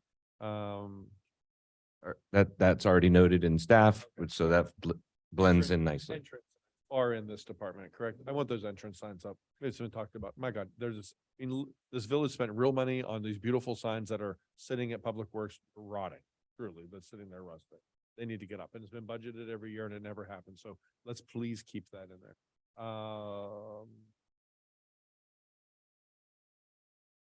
And I guess maybe this is Public Works. So a resident brought this up to me, George Marinoni, and I thought this was a really interesting idea. The parking here, maybe it's not Public Works, but I'll just address it now. The parking here at the log cabin is insufficient for many of the events that happen. We have people are parking on the medians and on the tree roots. And right next to Village Hall over here is this empty lot. The possibility of turning that empty lot into a permeable gravel parking surface for overflow parking right here. So we'd have more parking at Village Hall, because I come to Village Hall some days and there's no parking there either. And I park over here and walk over. But it seems to me that's a parking lot right there. And it could be done in an environmentally responsible way to provide more parking for both buildings, especially when there are functions here. Is that a Public Works thing? Or is it? It's more of a capital, but we can put it here. What do you guys think about that? It's necessary. I do the same thing. I think I'm parked on the grass right now, and a lot of times when I come over here, it's the same. Exactly. So I think maybe we should get that in here, wherever that would go, Paul. I don't know if it's Public Works, but I brought it up now because it sort of feels like it, and get some money in there for that, just to see what that costs. I mean, I would think it's not even that expensive. I put a gravel driveway and it was a whole lot cheaper than the other options. So it's not really that big of a deal to put a gravel parking lot in. You don't line them and stuff like that either. So at any rate, if you guys would support that, I'd like to see that added in there. Yeah. Okay. Done. Thank you. Can we name it the George Marinoni parking lot? Perfect. I'm sure you'd appreciate it. Have your name attached to it. I don't know that Mac, I know that I had put village signage on there as well. I'd seen it on yours. I thought it was a great idea. You know which ones I'm talking about. Yeah, I do. Metal ones. Yep, that was exactly the thought that I had when I saw village signage. So I don't know if lighting improvement would fall within this, but this is something I had looked into quite a while ago about how it seemed like half the people that I spoke with wanted more lighting, the other half didn't want more lighting because it disturbed wildlife. So I looked into through Florida Fish and Wildlife Conservation, that there are options that are wildlife friendly that we would be able to replace some lighting and then add additional lighting, but do it in a way that's wildlife friendly. And I know that the state does grant, there are federal and I don't know if there's county funds for that, but I know that there are state funds for something like that. So it's something that I'd be interested in looking into. The issue of lighting comes up every now and then. I know ADA compliance out here for lighting is something that comes up a lot too. So it's something that I'd like to maybe explore. I don't know. So I don't know. I have no idea how much that would be into a budget for the year because I don't know if there's a grant, if there's a match through some sort of grant like that. I love it. I'm so glad you put it in there. And then there's the whole dark skies conversation that comes into play at the same time. And from my understanding, ADA is only public parking, not, and that would be such a tangle, but I love the fact that you put it in there. And like you, I hear people say we need more lights, light it up like, the swap shop. And then other people saying, turn all the lights off and make this the most environmentally friendly place in the world. And you get to see things. Yeah. And then, it's amazing what you see at night when you turn the lights off. How much, yeah. It's just amazing. uh, So,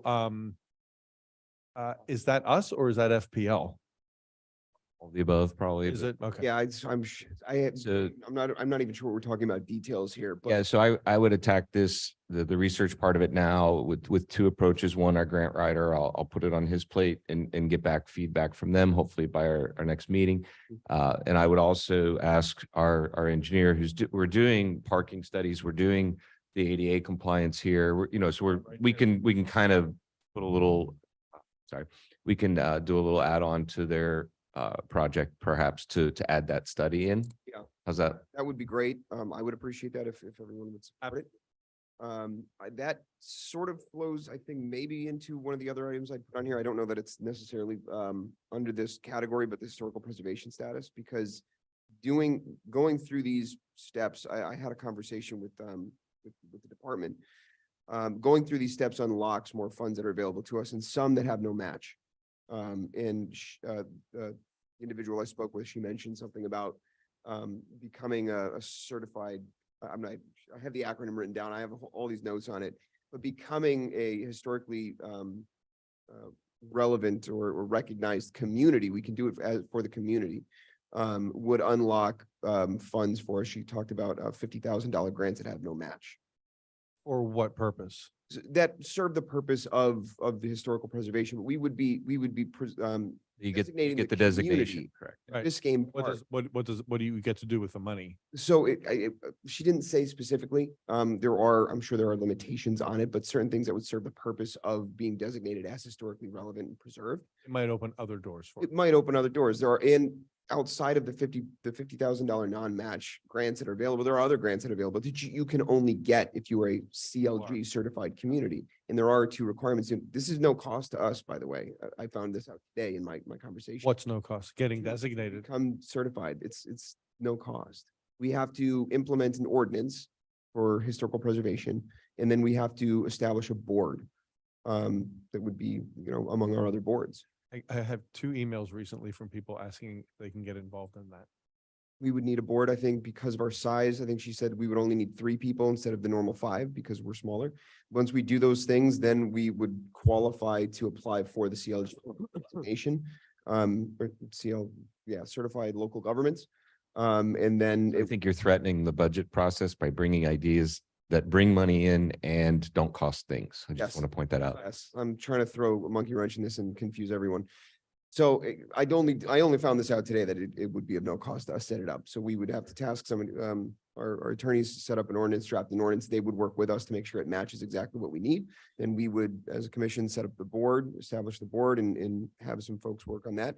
Make sure that the village meets the requirements of that. You mean, it's Right. one thing to say historically significant. It's another thing to, by whatever measures they put in front of you to say what we really are. There are several, she listed off a few communities that had just received that designation up in Broward. Wilton Manors was one of them, Davies and others. So there are several that I think that we align with. I don't know the exact requirements, but these are the two things that we need to start with in order to even be considered. And then it unlocks opportunities that only CLG communities are allowed to apply for grants, which include those that don't have a match, which when I hear no match, I get excited. So I don't know that this falls within the discussion we're having. It just kind of naturally felt. If you'll give me the discretion to find the right place to put that, I'll find a place to put it. Perfect. I don't know yet. I don't know either, but I'll leave it in your very capable hands, Paul.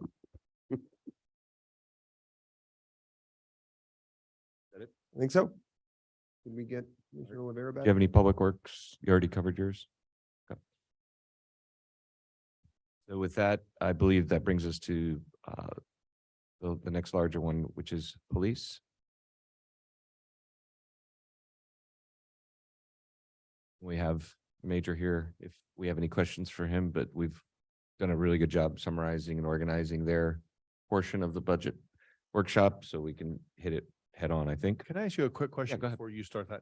Why are police and code still lumped in together? I thought the chief told us they had to be pulled apart as part of the accreditation process. So I was confused when I saw them together. Yeah, I'm happy to pull them into separate I sheets. think they should be. Is that the direction? Yeah, I had heard that. Needed to be for the accreditation So- purposes. We'll take care of that. Nobody objects to that, right? Okay, good. All right, so we'll go to our good friends, please. So there is at the beginning of it, okay, so their memo is comprehensive and gives some more details. I'll just hit the bullet points that I created for summary purposes.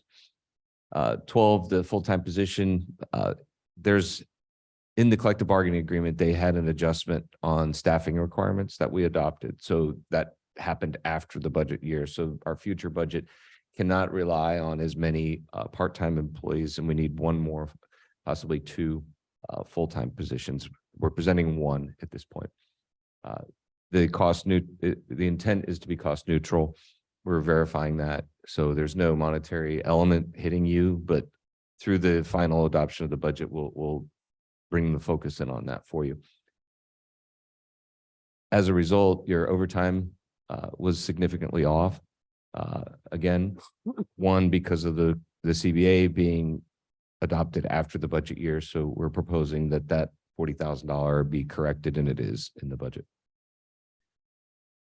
The next big one that I've talked to a few of y'all over the past few weeks is the vehicle issue. I've been trying to flatten out your vehicle purchases so you don't buy one or you buy three and then none for 2 years or 4 years, and you create this roller coaster of economics and repair. It's a cycle. And so with a $52,000 investment, we can pick up 4 cars this year, and then 52,000 per.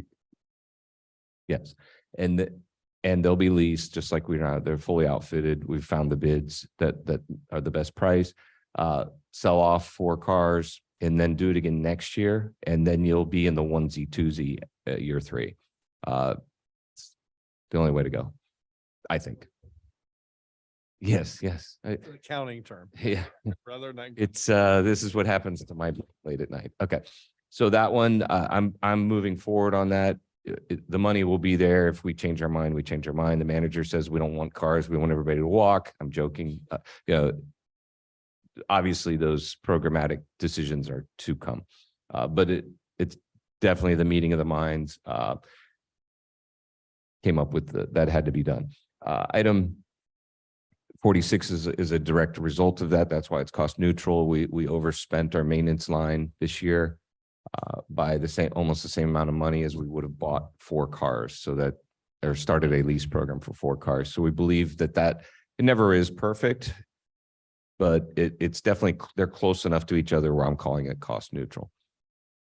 Item 58 is a new code line, and I decided as from my finance side that this is a new concept that doesn't exist. It's hard to track things that are spread out throughout the department. And so I pulled it into its own place programmatically for accreditation. And accreditation has about $28,000 worth of expenses. You have to have, there's some history. I won't drag you through the history, but the recommendation is to have a third-party consultant be the lead. So there's accountability and not distraction from your day job, so to speak. You are required to change your software system for how you manage records, particularly training and activities of your officers to prove live what your accreditation capability is. So that's in there. The training specific that you have to add to the curriculum that you don't have now. And I see the 8,500s in there twice. I apologize for that. You don't have to pay it twice. It's only once. And then the report and program printing needs to win accreditation. There's a package you have to print and produce. So it's $20,000. And I'm going to add that to the budget unless you say otherwise. I think you want to be accredited. It sounds Pretty obvious. Yeah. So sliding down, if you could scroll for me just a bit. I think that's the entire presentation. Thank you. Major, did I mess it up or did I? Okay, good. Keeps me in. All right, he keeps you in check.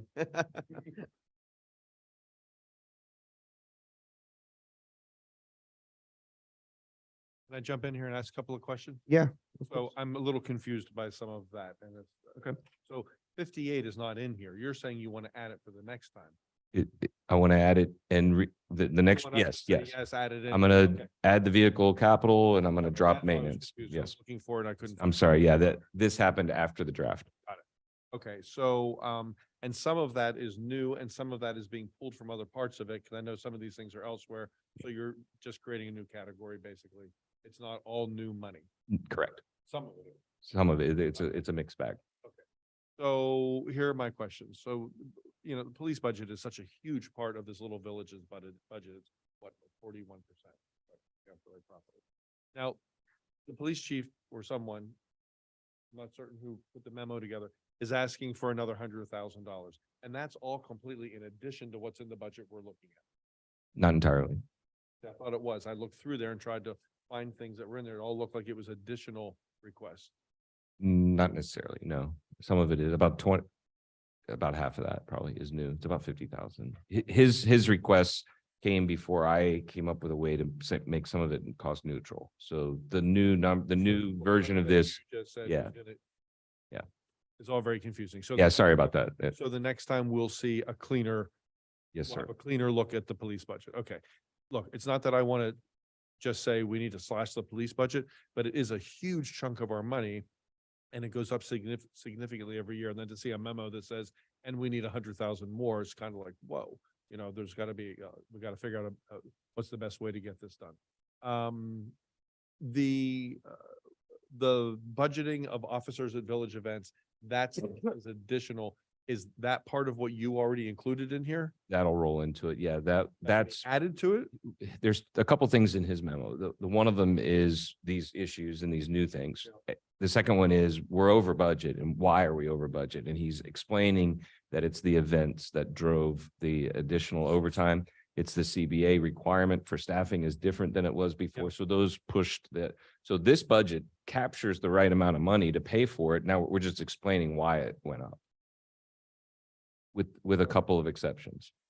So The accreditation's not in here as my an, question again, the officers at village events, is that in what we're looking at, or is that in what he is asking us to add into it? It's on his add-in list, but did you already account for it in I've here? already accounted for it. It's already in here. Where is it in here? I didn't see it. In all your different lines, for The salaries. police budget, or is it in the? It's in the police budget. We pay for it through them because it's their overtime. Because I This is see 14? I see overtime in here, overtime. Yeah, that's 14, I think, right? Overtime? Because overtime doesn't look like it changed in our Because worksheet. it didn't, right, because it didn't change. So how is it added in here if overtime's the same? So I'm seeing 29,000 for both. 29,000 current fiscal year, 29,000 next fiscal year. And then I know the chief saying we have all this extra money because of village events. Number 14. Yeah, I see that. I'll have to check that, but my understanding is we balance the budget out with the collective bargaining changes Yeah. and the scheduling, and I'll double check. don't think it's in there. Is my. Yeah, I see it as you just described. So, and those overtime numbers there.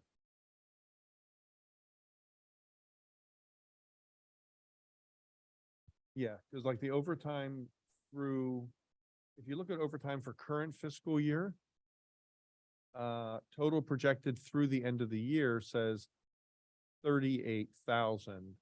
The amended budget is still 29, right? And the amended budget is still 29, and you're suggesting 29. But is the extra money for the events in that 38,000?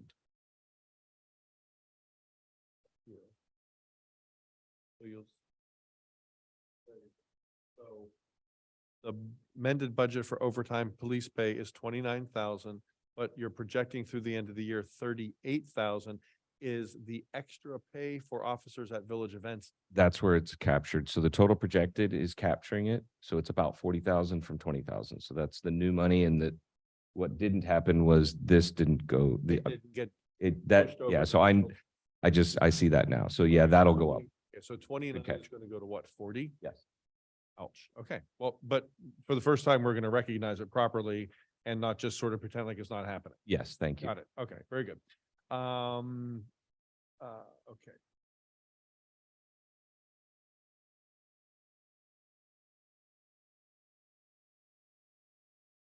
The court time is always so high and it doesn't seem to be used.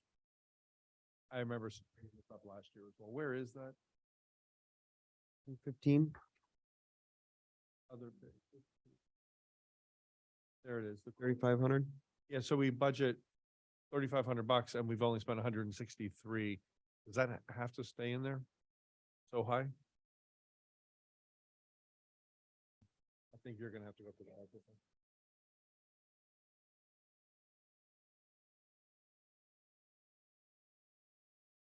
Good evening, Bobby Navarro, Major with the Police Department. I think to understand the budgeted item for court time, we have to look at the current history of what we went through.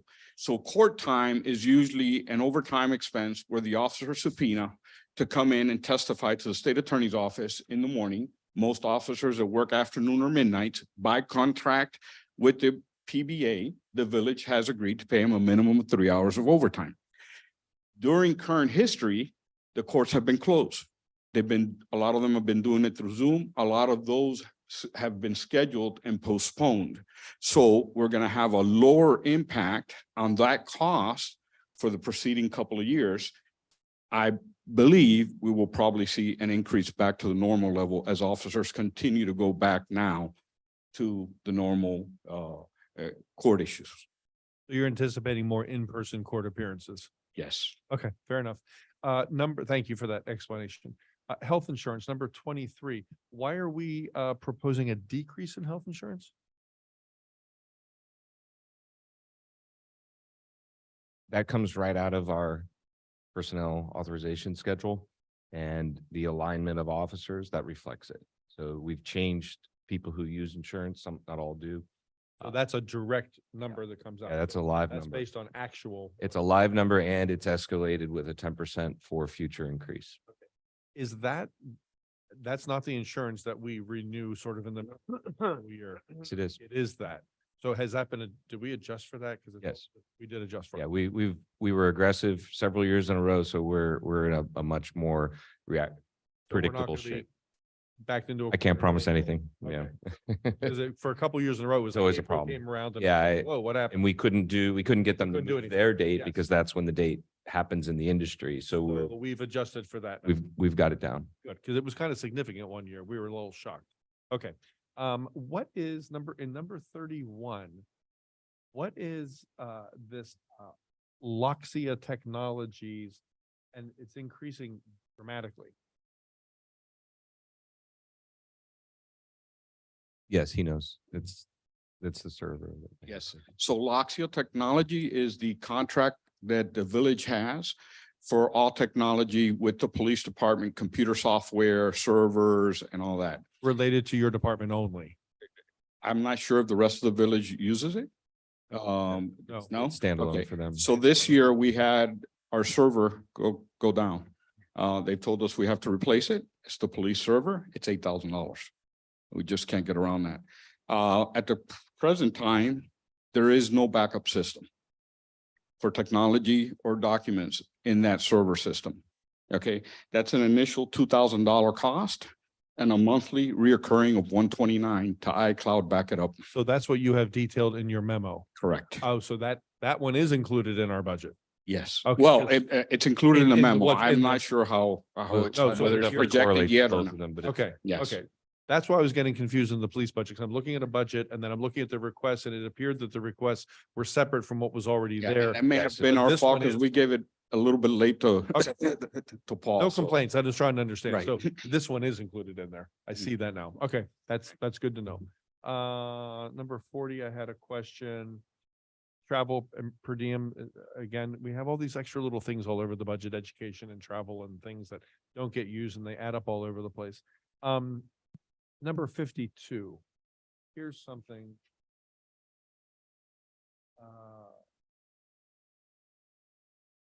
Supplies. Where is it? 52. Where's operating supplies? 52. We're spending a whole lot more than what's budgeted, but we're still under budgeting, it seems.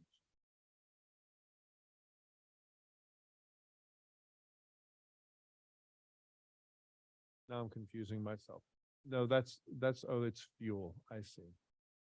Never mind. Just wipe that altogether. Wipe that comment. And you know why. Yeah, you know Yeah, how that's I do. happened. Okay, so, vest. It says, where is 52.01? Right here. Yeah, Yeah, ballistic. 5,000. Is that for one? How many vests? Ballistic do they vest, cost? Is it one for $5,000? No, it's more than one. Microphone. Microphone. You're being recorded normally. There you go. I'm sorry. Ballistic vests cost about 500 to 600 per vest and they're Okay. custom made to the officer. Gotcha. So when you hire someone, Every it's made staff, to that yeah. person. What we did in an effort to minimize our cost and meet our requirements, the accreditation requires that we have the vest readily available to the officer. So we went and we bought extra vest of a larger size. When the officers come in, they can check out one vest, put it on, and we don't have to buy 40 vests at $600. We buy 10 or 15, And you whatever it keep them is. here We and when- keep them here and Yeah. we replace them as needed. Okay, so you said they had to be fitted to the officer, but When we buy them individually, I just want to make sure you have enough vests and everyone's protected while they're working. we're good. We're Okay. working on it. That's what I want to hear. I Yeah. saw a someone sent me a picture today of one of our officers and I think he had one on. Are they tan colored? Is that what those are? No, none of our No? officers should be wearing a tan color one. I'll tell you that. If I see it, they're in trouble. They should all be uniform in one color and. I'll have to go back and look at the picture. I professional. thought it was. tan. I'll look. Okay. Okay, what about trackers for cars? Are there trackers for the cars budgeted in here somewhere? The So the new new cars, track- they'll be built into They're it. built into the car, so we don't have to budget for them separate. I know that's the thing now is tracking all the cars. It's included in that price right there. And do you have all the trackers you need for the existing cars? No, but we're working with the same company, Enterprise, to see how much that would cost. Do we And- need to put in a placeholder in here for you to have trackers for existing cars? I'll look at it and get back with you, with the manager. And again, I'm Yeah. trying to make, look, a Yeah, minute ago, I money. said, where can we cut money? And now I'm saying we need to give you more money if Yeah. that makes you run better, you Yeah. know? I know that's I- the thing is tracking the I'll cars. check with them tomorrow to get an Okay. exact price. They usually runs us about $25 a month per Because car. because if it's something you need and now's the time for us to put it on the wish list and maybe it Yeah. makes it all the way through, maybe it doesn't, but if you need them, when I heard that you do need them, I made a note when I heard this to make sure you guys got what you needed. Okay. The last question, number 64, are those new laptops?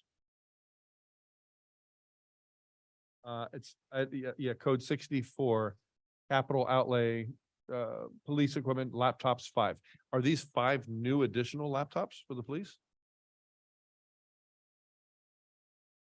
That was what the purchase was prior year. There's nothing marked for that purchase. So it's optional, I believe. Well, it's here for fiscal 24. I know it's the money is there, but what they actually want to use for the equipment is, So do they need 5 laptops? I don't know. Probably just bought our trackers though. Okay, I would have to get back with you to see okay.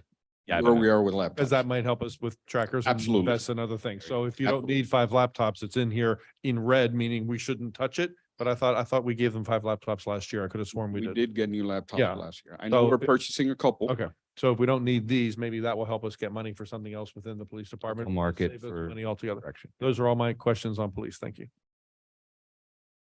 Paul, can I ask you one question? Kind of like to look at this as a summary as best I can. Absolutely. Did I hear you say that when we were talking about how much more is being requested, that it's not actually about 100, it's closer to 50? Yeah, I believe so. So there's the memo and the budget happened at 2 separate times twice. So the budget was done, or we went through it, we got some ideas, they got in the budget, we changed it, added. So there's about half of it is new and not showing up in here. So it'll all get crunched. Yes. Yeah. So after today, with your direction, the police, all of them will be tightened up and be live. Okay, and if I can just kind of summarize, it sounds like that increase falls into, I marked it out as about 3 different buckets. The 20K, did you say the 20K for the accreditation is not, It's new. is that within that 50 that we're talking? There, about? some of it is, there's pieces, because I pulled it into one spot, there was like 5,000 in one spot. So it's not dollar for dollar new, but it's about 10 or 15 new, Okay, somewhere in that range. and then the transition from part-time to full-time and which is required, and the overtime, that sounds like it's in the increases, the salary increases, those couple of items there sound like they're making up kind of a large chunk of what we're looking at. They're pretty neutral because we're gonna drop some of the part-time pieces. What happens when you don't have a part-time person, you're generating overtime more quickly because the full-time person is being used.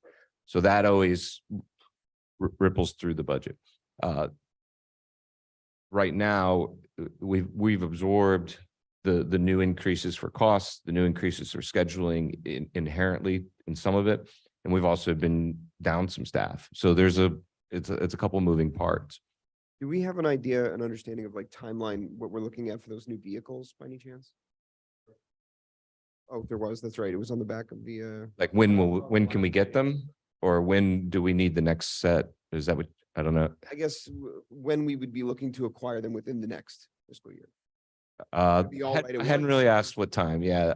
I usually, Tell you the reason I'm asking is because I've had several conversations with El Portal's mayor, who said that he had hired some new officers and he had acquired some new police vehicles, and he did it all through grants. So it was 0 cost to the village, their village. So I'm certainly going to ask him. That's why I'm talking about timing. How soon are we looking at acquiring these things? Because if it's something that we can do through a grant, I have no idea what the impact, the future impact of those grants are, if they're just, offsetting the cost for a year and then they have to pay for them.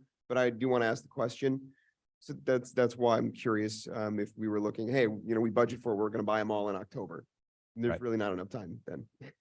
it's not going to be October. Okay, All right. But it's at the discretion of the chief and his needs. Okay. So I don't know, but I'll have the conversation and see what we'd be looking at for. we'll note that there may be a grant opportunity. Okay, perfect. And then I'll be the nasty guy. I'll put my hat on that says, be cautious what you get in a grant.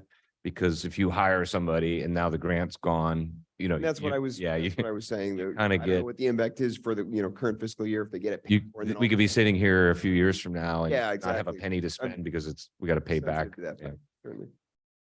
Yes. If I- Yes, sorry. If I can tell you, we're constantly looking for grants, especially in this type of area. Yep. And I can tell you, if I understand it correctly, and I'm very close friends with the chief of police at El Portal, we worked together in the past, Oh, perfect. as well as his Major Tommy Harrison and them. So I'm fully aware of how they're trying to get some of their assets. My understanding is some of that money came from impact fees from the new buildings that they had. As a matter of fact, they were sued by the police union. The city was, in order to receive a larger amount of money to be allowed for that. So I think a lot of the money came from there. You may want to look. I appreciate the insight. That helps. Thank you. We don't want that here. No, we don't. Ed doesn't, Just my Ed opinion. doesn't want that here either. Jonathan, I have looking at the chiefs, or I'm sorry, who wrote this memo? Whoever wrote it. You did. You did. Okay. I have a question about this. The last item on here is village-wide DVR and camera update, but I don't see a dollar amount. I'll take care of that one. Yeah, so one of the things that we, And before you answer. Oh, this is sorry. gonna impact your answer. I thought we just bought them for Village Hall. Judy Hamelberg, when she was a commissioner, brought an item to us for installing the first ever cameras in Village Hall. And we approved it and they were installed, and that was just 2 years ago? Yeah. yeah, So so when are we having to redo this and how much is it gonna cost? So the idea is village-wide comprehensive camera and integrated camera system with a centralized recording unit at Village Hall. So that the chief was thinking what the community would benefit from, in the expectation of modern society is that you have a camera everywhere. You mean cameras out on the streets? Not necessarily in the streets, but buildings. the prime locations of the village, like rec hall Rec and center. public works, stuff like that. So it's a conceptual note. It's not a budget item. So it's something that he thought we should be considering. I'm sorry, if I Please. may explain. So you're correct. They did buy some cameras and they did set them up in Village Hall. And there were some already set up in the police department. Unfortunately, they're put on different DVRs. Some of the DVRs are digital, some of them are analog. When you get an analog DVR, you're going to get very few days of recording and very poor quality. When you buy a DVR that's digital, you may have 30 to 35 days storage and you may have accessibility. Right now, you have to go to that DVR that's sitting in a closet in Village Hall, put a monitor to it and actually access it. We're living in 2023. I can access my Ring cameras from my phone, and we should have probably the same access for our citizens or village personnel. We had an incident previously through this year that occurred in the parks, and we looked at the camera. We went there to retrieve it. Very poor quality. They're at the wrong angles. If you take a camera, you put it up high and you shoot it down, you're going to get people's heads.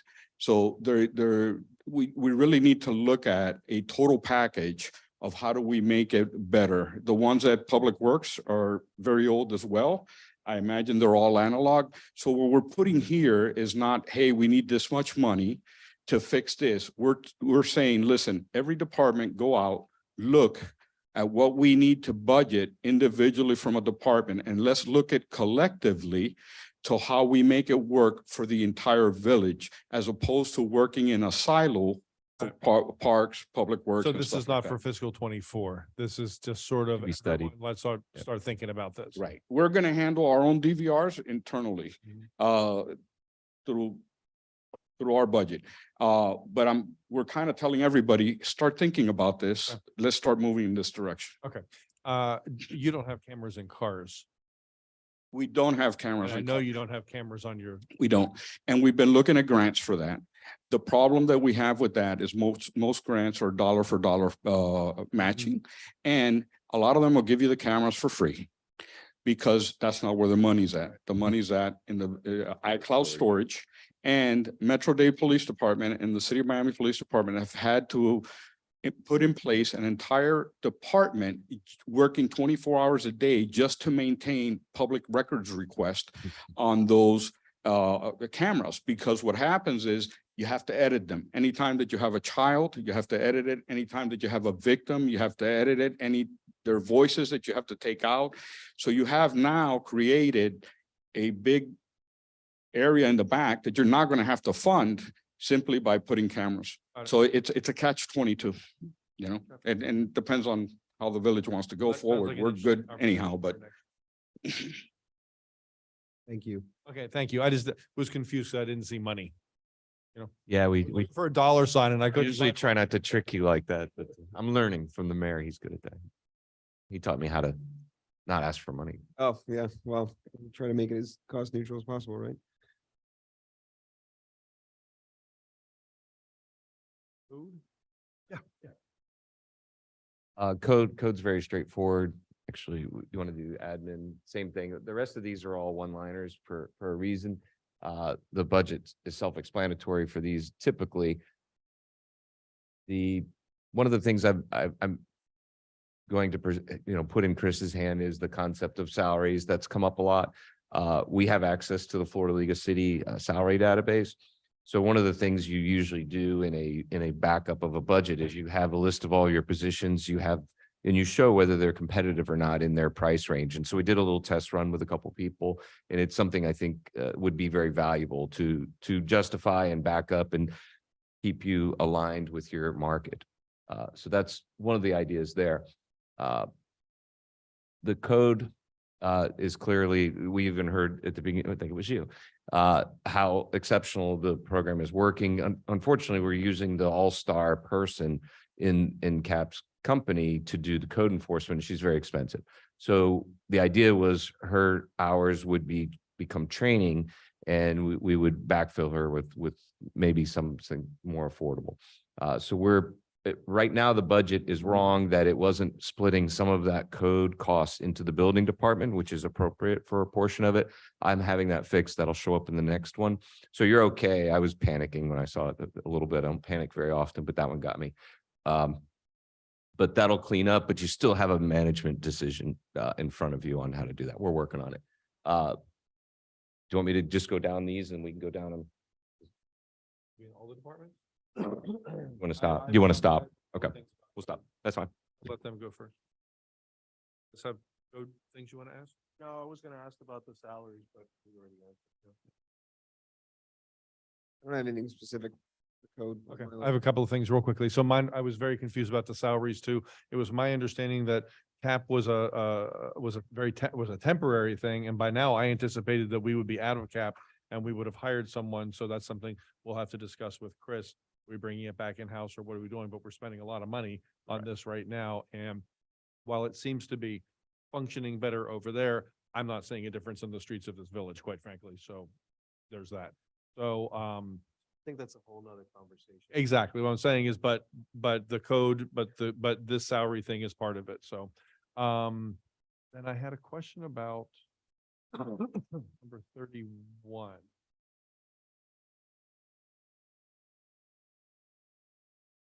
Professional services. So is that CAP? Yeah, so they're all split up just like that. We have professional services picking up the contractor, staffing picking up the staff part, but I think they're both CAP employees. Am I right, Shante? Yes, they are. Okay, so in code, Pedro and Doreen. Oh, I thought you meant Pedro. okay, so there's one that's a staff person still. Yeah, he's the second one on the list, but the salary there is what's paying for CAP right now? Is it 31 professional services or is it? It's dual, it's being funded also through the building department. Both. Yeah, from both. And it's spending, okay. So the one in the code, it was all being booked there, and I'll get that fixed. I thought it was only in 31, and that's a whole lot of money. And if you add the regular salary into it, we're paying a fortune. Correct. Yeah, we are heavily invested in this project, and I'm shifting the point, but we need that. I think CAP's going to have her hours reduced pretty quickly, like in the next 10 days. Okay. Well, So it'll start to shift. okay. And then from my list of things, there was code was in here.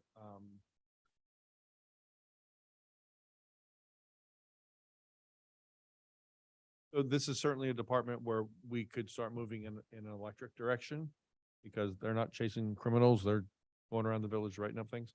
So I'd love to see us taking advantage of that as well. And they have a vehicle. Can that vehicle be used by someone else? I don't know. And then what else do they need? I don't have a good understanding of this, but are they self-sufficient out there in the field? Are they operating efficiently out there when they're out surveying the village and looking for violations and inspecting building sites and all of that stuff? Do they have the equipment they need on them? Do they have laptops in their cars? Do they have printers so they can be really truly self-sufficient out there? Because what I've heard is You save. back to Village Hall. Yeah, no, that's, Back to Village Hall, and that's- it's all this running around. And that's the state of the industry as you're describing it. We're not there. can we address that in the budget and try to get us there? A great idea. Yes, I would love that, please. Is that to have them be more efficient and more productive and all this just downtime all over the place, back and forth and back and forth. Yeah, it was only about 25 years ago that I brought the Tough Book tablets and had them programmed for my code department. And I thought I was the smartest guy in the world. And then they wanted a printer. And yeah, I learned all this 25 years ago. So Well, we can implement that. That would be. Okay, that's my big desire for code. Does anyone have an opinion on that? I think it's a great idea. And if it can help them be more efficient, and it can make their life easier, then that's great. duly noted. Salaries in here, professional services. It sounds like we're getting away from the professional services, but that money is in there. So if it could help fund the department in a different way. that'd be So great. correct me if I'm wrong, you mentioned that that's gonna be changed, or this is gonna be cleaned up when it comes back to us? Yeah, so there's two steps. One is put the money in the right place. The second step is to get it showing what it's going to look like next year. I don't have those in front of you, but conceptually, we understand. Like to see that. Was that, I think some of the cap funding, that was through CITT, you said? We're definitely funding some of CAP's activity through CITT when they oversee the drainage project that's funded so that we can Right. roll that into it Oh, as so an example. Portions of it, right, okay, Not code and building, that'd be a little aggressive. yes, well, that's what I was curious about, because I remember that. That would be. I'm not going to recommend it. Yeah. After that 10-year audit we got through, you don't even want to think No, about it. no, let's not make things worse, okay. Yeah, You said part of the building department, yes, same idea, that's a per. that's appropriate. Yes. But that's a per project type of thing as well, where when they do certain aspects, it's funded. Yeah, there's the way the prior manager had it worked out was, and I brought some of them today because they, just for So mental. that's what I remember in talking about. Yeah, that so I have the next few projects here. We balance it against that budget line on a, like every quarter, like, okay, I need this much work done. I have this much money. We match it and they don't go over I it. was just thinking the excess in the building, if some of that was being used there, if that's gonna then in the future dry up, and then we have to. Probably. Idea how long that will be? No idea. Right, It depends how eager we are. all right. I don't know, Chris I don't want to make him speak, but I'm going to say this rhetorically. How eager are you, Chris? You want to do 800 projects? We'll burn through it really fast. Put it on his list. Yeah. Okay. I don't really have any other questions about this. Okay. You want to wait for Mr. Mack? Anybody want to do a bio break or stand up for 10 seconds? Well, We normally, I don't know. He just did without your permission, but it's okay. it's the next one? Yeah, right. Take the bathroom pass. Yeah, so obviously we've kind of hit all these. These are not new or as involved, so they're pretty quick. So I think we're about there. So that was code. Building, we've just covered. We're using building to cover the code training and operational standard. Building has a bigger problem, which we've always had, is the fee structures do not match the cost of the staffing. And Change that. I have a question. Yeah, I have a question about the fee. yeah, But we did change that, right? We it used to be 90%. When we brought No, cap I'm and we talking went about- back to 75. the way we were billing for specific things within the village. So the question. Yeah, right. permit fee. Yeah, you had a fee changes, I believe. So the question is, well, first of all, when did we change that? It was earlier this year. I just don't remember which month. Okay, so It was early. I might have been it was after that, but it was. So the question that I would like to see is a comparison Yep. of what we were looking at before. So they're pulling the data and going to give us the data chart analysis so we can make a decision. Or start thinking about it intelligently rather than just, hey, we want more money. Yeah. Has enough time gone by that the data will mean much, No, probably not. but at least it's a first look. Yeah, Oh, we can compare, we can. we need to start months looking at months. it. I mean, it doesn't have to, we don't have to compare an entire year. We can compare, okay, well, we changed it in December. From December to here, and we can go back and look at December from December, the follow. And I guess we'd have to sort of base it on the volume that was going through the department Oh, rather than a month or something, because it's all rather arbitrary. yeah, But if you base it on the volume of work coming through, then you could see based on the number of projects or permits or something, you could measure, at least it'd be more apples to apples. yeah, because the idea was that by changing it, we would increase the permit fee, money that we would collect. So I'm just curious to see what kind of impact that is. And how the splits work. Yeah, and how. So that'll be, 75, we'll derive that. And one of the things, this is a good time to actually jump off onto this topic. I want to delay the second workshop another week. One is I'm a mean person. I want to make Chris be in charge. No, it'll be after his start date, hopefully. Not that mean, but anyways, but it also, some of this data is kind of critical and I want to have more time to get it. And I think this year wasn't this year the first year that we had to actually pull money out of the general fund in order to. Unrelated to what we're talking about, the general fund actually was generating a lot more money than we tracked. Because we didn't have it split out into its own world. Now that it's split out, yeah, the general fund was benefiting from profits off of the department. We rectified that. We had to. Well, we couldn't use that money for the. You're not allowed to, yeah. So we fixed it. Yeah, but I mean, this year is my understanding is we had to actually pull money in order to fund that department. No, it was money we owed. I'll double check that. You know, I think I hear what you're saying. Yeah. I thought so too. Yeah. Yeah, actually no. we had to bail it out. Yeah, we had to. I think it was the opposite. I think we ended up with a lot of money in the building department because of the transfer. But I'll check and verify my They thinking. also changed the split, right? So they. It's 75-25, isn't They it? got a larger percentage. They asked for 90-10 and we gave them 70. Per company that was here. Exactly. But before it was sustainable within the money that they were generating, that department was sustainable. And my understanding again was that this year we actually had to pull money in order to keep that department. I have the same understanding. I thought that was. So, Paul, you mentioned changing the date of the budget workshop, and I don't think we can agree to that tonight, can we? Because it's a workshop. You can confirm it at our meeting, but if I see the nods, I'll know what date. So what date are you thinking about? I just need to get it on my calendar, even if it's just a placeholder. Is it the 17th instead of the 10th? Yes, I A believe week so. later? Okay. It's a Thursday. It's just 1 week later. 7th? Yes, sir. So instead of the 10th, the 7th. We'll put that on the agenda for August to confirm, and we can put it out there that You can really put Chris's feet to the fire 2 days later, throw him into it.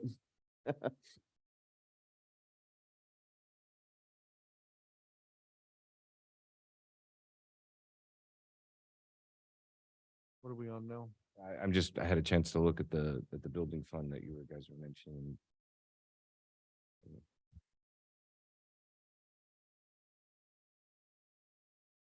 I'll look at it closely and I'll know that more detail. Okay. So that, were there any other questions on building? We covered it? No, but we're gonna see like an analysis of some kind Yes. for the I'm second. work. interested to see what the collections are gonna look like since the permitting has been updated. And building's not slowing down. It doesn't feel like we can walk around the village, so. No? The other one we've covered fully is solid waste, but we are proposed and trim noticed for the 10% increase. This budget reflects keeping the franchise fee also. Okay. So, High end of that, correct? yes. That's all I have on solid waste. You have anything? You've already been. No, that's coming back to us separately anyway. And then, so the next one is CITT. I'm looking forward to it. I'm looking forward to having that discussion. Obviously CITT just funded the current drain project. We have, our relationship is working. They are paying the bill in advance now. That's a step forward. We just got next year's funding projection is a little over $200,000. We're happy to see that. And this budget was drafted before the projection, which came yesterday or today. So it'll be updated. And I said that there. Now, what about the CITT money for the traffic? They authorized funding the traffic analysis. So we'll have to look at that. Is that in here? Well, it's in current year budget. Is it in fiscal 24? No. Do we need to get it in there? At some point, I think we're gonna, in this process, make a decision, a little different decision about traffic analysis.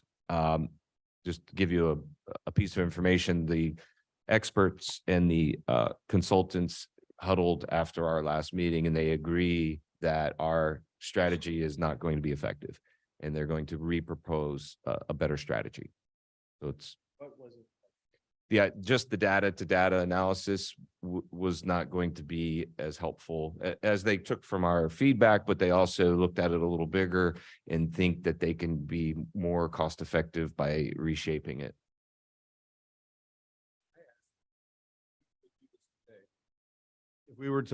If we didn't have the previous study and it came to you today and said, here's what we want to try to accomplish. We need to see if we do have a problem serious enough to fix and what our options would be. Would this be what we would need? And they said, no. I said, well, that's the big question. I met with them, was it yesterday, 2 days ago? So I asked them, what would you do? Can you bring that to me? And I'll advertise the concept. They're going to redo it. Yeah. And bring it back though. Eh, I don't want to spend that money. Another cut at it. Something useful. But Just back, because we had something to compare it to before, what that meant then, who knows? And it was authorized by CITT funds, and we should have some. okay, so for that, that, and yeah. that will be in here as well. Okay. Go back. No, the concept was blessed. Of the nuts and It's a bolts. qualifying topic. Yeah. That's all I have, Mr. Mayor. All right. What else?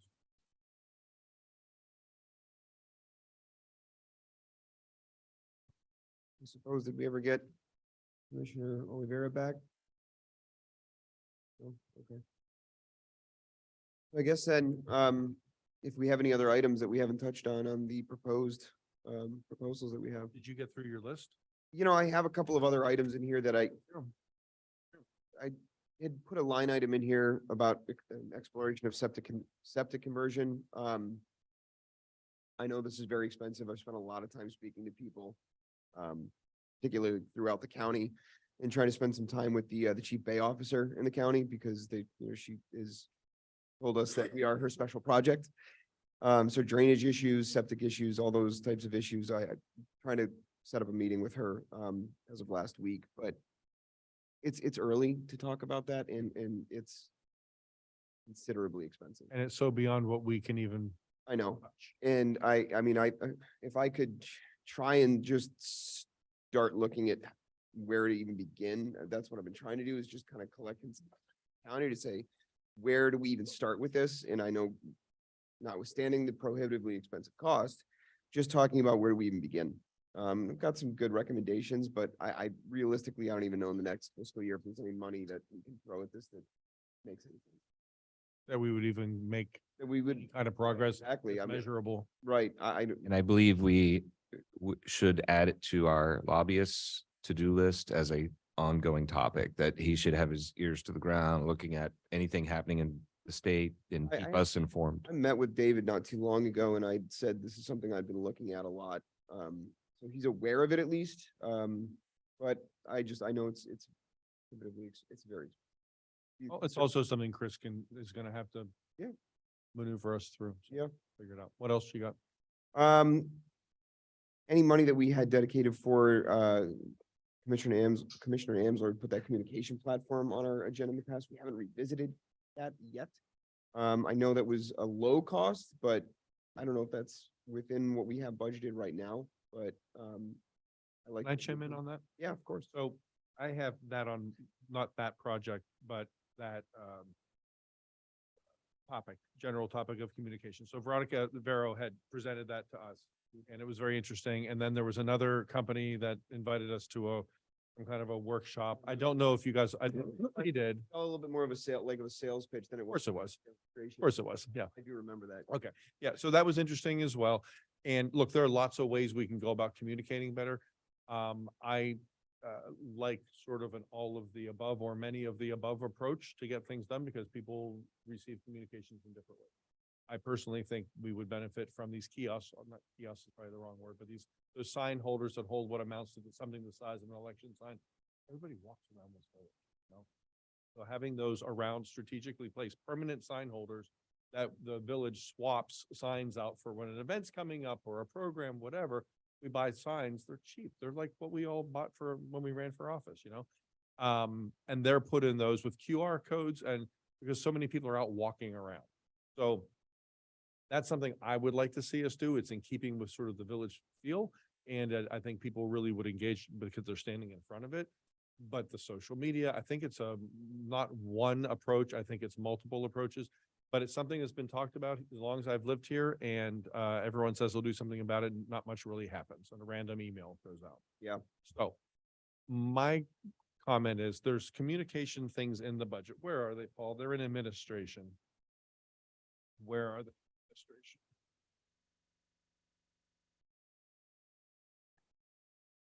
Communication. Public communication. No, that's not it. Communications, 41. They're 41. 41 oh, that's phones and stuff. There's Zoom, there's Dropbox, there's Constant Contact. So these are other things that kind of, I would be happy if we just had some kind of other communications item dropped in there and we agreed to get some money in it now just for argument's sake for this process, that Chris would figure out later how it would be spent. Is it software? Is it staff? Is it these sign things that I want? Whatever it is, I think we need to throw some money at it because so many of the problems of the village would be solved with better communications. So many opportunities that we don't capitalize on will be solved with better communications, engagement with residents. So if it just said communications rollout or something, and just Yeah. to get some money, I'd be very happy if we did that tonight. That would make Vero happy. I think it would make us all happy, and let Chris figure it out later what that looks like. I think Chris would be for it. If I remember from his presentation, he'd put on there updates to the website that include message and communication boards. So I know See, that and that that's falls built under- into our website too. Yes, I can't speak for him, of course. I'm sure us dedicating some amount of our budget to make that more robust, I think would probably be. So I think he has a lot of Is he? he Yes. has some investigation to do there because our website, we purchased do you remember when we approved the website, we added on a communications package to it. We authorized Mario to get the upgrade that included communications things. So there are tools there. And I think Granicus has tools for us to use and most of the other software they have. So we do have internal things that aren't being used, I think. I'm pretty certain of that. Getting email blast. Yeah, that's something. That's Is that coming from the website or is that? Constant Contact, which is on here. It's really cheap. That's Constant Contact. and that's a really nice help. But my point is that we do have other tools here that we're not using now, the website being one of them. Some tools that are built into it that aren't visible to us when we go on the website. But if we put money, dedicate money to it, like you're saying, if there are tools that, Chris, when he gets down here in his, capacity, understands that there are tools we're not using, he doesn't have to put the money towards that. He could put it towards something Or like something else. signage. That's right. So if we could add some, I'd be very much in support of adding communications, something or other, whatever we think it should be called, and throwing $20,000 at it just for tonight, just to get something in there and see what that looks like. Because it could be, he'll come back to us in 3 months and go, okay, look, I kind of figured, I went through everything. We can use this for this and this for this and this for this. And I'm going to buy some sign holders and we're going to buy this social media interface. I don't know. Yeah. He'll tell us. Yeah, no, I agree. I like the idea. It's part of what I was thinking as well. I see a consensus noted. What else do you have on your list, Jonathan? Traffic, I'd put down there just as an idea, not just to continue with the studies, but then when we get to the point where we're ready, mitigation efforts that the studies recommend. Again, that's probably something that's a little far out still, but speed bumps, whatever they may be, stop signs, I don't know. I remember thinking about red light cameras a while back. I think What I would do is annotate our reserve line with these types of programmatic ideas. Yeah, I know, I'm Not spending it, high level. it's earmarking it, it's memorializing it, so the record's there. Exactly. It may not be fiscal 24, but Mhm. to get it in there, I think is important. Yeah. The only other thing that I hadn't really discussed yet, emergency fund, I saw you put that on there, which I think is a great topic. But I'm going to steal an idea from Chris when he came down to us. Another one that he had mentioned was talking about employing Airbnb short-term rental tax. I don't know if there's a cost associated to us to try and implement that or research it or do whatever we would want to do. But I think I thought the state and the county collected them already. Yeah, those are tourist development tax dollars that go to the county. all right. So we can't have a local tax? You can't have any local tax. Well, that's an easy answer then. That was the shortest topic of the night. All right, that's That's it. something. Thanks, Ed. I didn't really have anything else to discuss. I have a couple of things. Before that, you mentioned something I wanted to comment on. What was it? The thing before that? Communication. Wait. We're talking To traffic. traffic and Oh, point mitigation. that's what it was. So, where in here could we add, I don't even know what department really, would we add traffic as its own standalone topic so it lives in our budget? Traffic mitigation? And should we add that in there? Can it be its own page with its own code number and everything? I think we need to like really make sure this is something we're keeping in there active and alive. That's something you think we could add? I can look for a way to structure that. for That'd you. be great. Okay, so I have Art, do you have anything else you want to go over? You got your pickleball. Got your pickleball. Okay. So, I have a couple of things. So the emergency reserve, oh, that was the other thing you mentioned I wanted. That's right. Yep. So we don't have to decide that now. That's like kind of at the very end, Paul, right? Where we just sort of, after this is all said and done, then it's part of the ordinance and we set it in the ordinance and we do it each fiscal year. And at that point, we'll get to decide what the amount is. Yes, sir. Cool. But I hope we all agree that every year we need to get that amount up and up and up to the point where one of these days in the not too distant future, we have emergency reserve that equals 100% of our annual budget for every year. That's the goal. That would be nice. Well, what percentage are we now? 50? You're getting close. Well, yeah, at the 50%, if it were just earmarked, you're halfway there. Yeah. So look, the first time out of the gate, we did 50. You have I bet- 25%. I bet we can get we get up to 75% this year. That'd be awesome. So anyway, it's not spending the money. It's just simply saying we can't spend the money. Yeah. Without it being like a real need. And I did skip over a note, and this is, I don't know if this fits now, but in this budget is also an encumbered amount of money from our last FEMA disbursement of $85,000. They've rejected pieces of our claims many times and we fought back.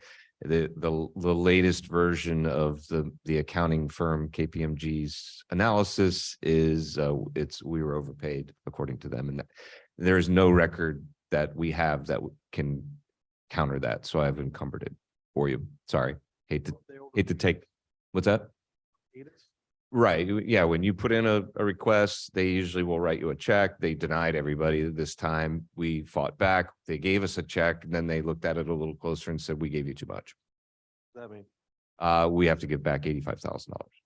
He used the word encumbered. I think that. I haven't given it to them yet. It with a big word. That's a technical. It's reflective in here, so we don't spend it by, without having it. So the Band-Aids are, not And gonna that's hurt. gonna come out of our revenue for this year, or you're gonna take that out of the general fund? Comes out of the general fund. Got it. Okay. So let me run down my list here quickly. We hit there on. goes your 75%. 73% now. Exactly. So, okay, so my max wish list, holiday decorations, freebie ad revenue. So I didn't know this. I saw ads on the side of freebie cars and asked Mario, are we getting paid for those ads? And he's like, yeah. And I said, so how much? And he said, we need to recognize it in next year's budget. So we need to recognize freebie ad revenue. Do we have any idea how much we're making from that? I don't, but I'm dying to find out. Yeah, me too. I'm gonna guess it's in double digits with a period decimal point before the double digits. Okay. My coffee this morning. Yeah, exactly. Okay. Close to it. Okay, something else I would like to see in here, and I feel very strongly about this, so I'm gonna go into lobbying mode here. So we finished our strategic plan and we've adopted that, and off we march forward, trying to take our village to that ideal place that we want it to be. I think now there's a marketing aspect to that as well. And most communities have some kind of a tagline or a motto or whatever you want to call it in marketing world. And I think Biscayne Park needs one that reflects our new strategic plan and vision for what we are. Now, we all know that I have my own personal preference for what that would be, but that's a conversation that we would have. But I would like to see us adopt that in fiscal 24, determine what it would be and adopt it, something that accurately reflects all of this, that we can start using to brand the village, to market the village. And something that really in a phrase captures it. And we need money to do that because we have to copyright that. So I talked to Valerie about it a long time ago, 2 years ago or more. And she said, yeah, you can't just start using something. You actually have to go through the process of making sure someone else doesn't own it. El Portal has one, Miami Shores has one, every city has one. We don't. And up to now, it would have been awkward to have one that didn't have something to reflect. Now we've done the work, so I think we need to put money aside to do that. It's not, I talked to Valerie about this already. Maybe I talked to Ed about it, I'm not certain, but it's not part of what we pay them to do. It would be an extra legal expense that they would have to do. And I'm not certain if they would do it or if they would suggest that we hire someone else to do it. Ed, is that something your firm provides or The would we outsource, right? farm that out? No, that's a specialty that Specialty thing? Okay, other people have to do. okay. We Very didn't even, we just did that for our firm and we didn't even touch it. We hire somebody. Your law firm gave it to someone else. Yes. Okay, very good. You don't touch, You know how much you spent on it? I don't, but I could find out. We just did it for our tagline, which is Law Evolved. So I'll find out what we spent. But they just did the research and checked to make sure it's not trademarked and then they trademarked it for you. That's an unfair summary of what they do, but yes. Yes, but, okay. Oops, I didn't. Yes. If you're listening, I'm sorry, not to diminish what you're doing. But I would like to get that in the budget and if maybe you could share that information with Paul and it would at least be a number he could drop in for the next time. Let me send the email right now so I don't forget. That would be great. So what do you guys think about that? I think it's important. Yeah, look, Would we be I mean, I don't, as to add a strategic plan line item and just that makes sense. bundle these Under topics as, so we never lose sight of the Well, strategic strategic plan? it's in here somewhere. That was the creation of it, but That was the the creation. implementation The implementation. Okay, because there is something else that I'm going to bring up. it was on mine in my notes too, by the way. Oh, was it? Okay. And that is, of that. that we need to now do something with this to communicate it with residents and potential residents, because again, I see things, I see a way to communicate to residents as a way to engage them, but also to, like if realtors to have something when they're showing Biscayne Park and they're, trying to get someone to move by in Biscayne Park rather than Miami Shores, we need to step up our game, So there's opportunities here to market ourselves and be a higher price community. So maybe we do have a strategic plan thing, item in here somewhere. I'm not sure what department, would that be administration? Okay, and put strategic plan in there and drop some money in for copywriting the tagline and communication of the plan or something like that. So maybe if there were two things. Well, Jonathan's gonna find out. So maybe we just kind of put X in there. Why don't you put 20 grand in there for now? And then Jonathan's gonna report back how much it really cost for that part of it. And then, okay, are you guys good with that? Okay, excellent. Thank you. Traffic we talked about. Okay, so this is a revenue producing thing, and this is, I'm just gonna present it very quickly and just to get it in everyone's brains and out of mind. So the village owns a piece of property at the south end of 8th Court. It doesn't have an address. You know where 8th Court is? The cul-de-sac at the south end. So it kind of backs onto Veronica's house, the 8th Court. There's an empty lot down there that we own that just costs us money to maintain. We have to mow it and maintain it, and this is kind of like sits there. It's a non-conforming lot. It's undersized, but we have other non-conforming lots in the village. And we just got a survey of the lot because there was a issue going on down there with some neighbors and things. And we got a survey of the lot because no one even knew where the boundaries of this lot were and where neighbors owned. And there was an issue with some fences potentially on it. Paul's dealing with all that. But we got a survey. For the first time, we actually knew what this property looked like. I think it's an interesting idea to talk about selling that lot. Making money, sell it for a couple $100,000, make the money off of it, give someone a variance for a non-conforming lot to build a house on it. You could build a small house on that lot, small This is right on two-story house. the south end of The that. south We end don't of need it. a variance any longer. We changed the rules as long as they comply with the.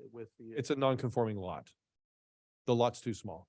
Yeah, I understand that. No, you still have to get a variance to, Oh, no, as long as you adhere to the setbacks that are current. that's an existing house. That would be if you're changing an existing house. If my understanding is, that would be if my lot was non-conforming and I wanted to tear my house down and build, I can do it because I'm already live there. What you're saying is that because there's no house there, that doesn't I think apply. It's different, yeah. But we could find that out. At any rate, the point is that someone could build a house there and that would be ongoing tax revenue for us.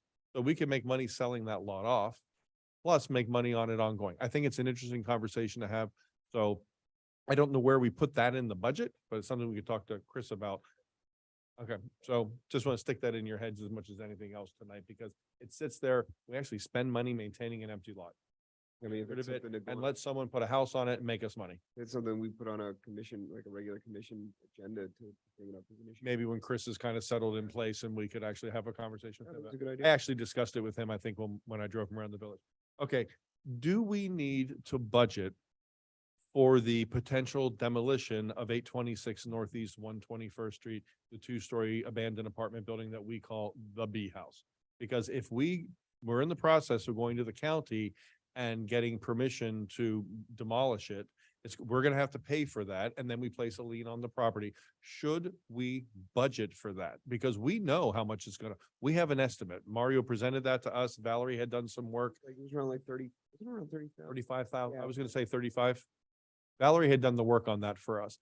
I would, rather than, authorize Chris in a couple of months to go into our general fund and do this, I'd like to get it in the budget, so we're kind of budgeted and prepared for it, and there's intent, it's in the budget. Where are we with that? We had to allow them, maybe the code board chair could address where we are in that from the code board's perspective. Because they had to go through planning, they had to go through the planning board and also the code board. We had to give them opportunity to comply, Remember Mario would exchange a few emails with the attorney saying, yeah, we're working on it, we're working, they're Yeah. just dragging their feet. Exactly. At our last meeting, they have a new attorney apparently working with the owner. And he tried coming in and explaining what they would be doing, how they would be doing it.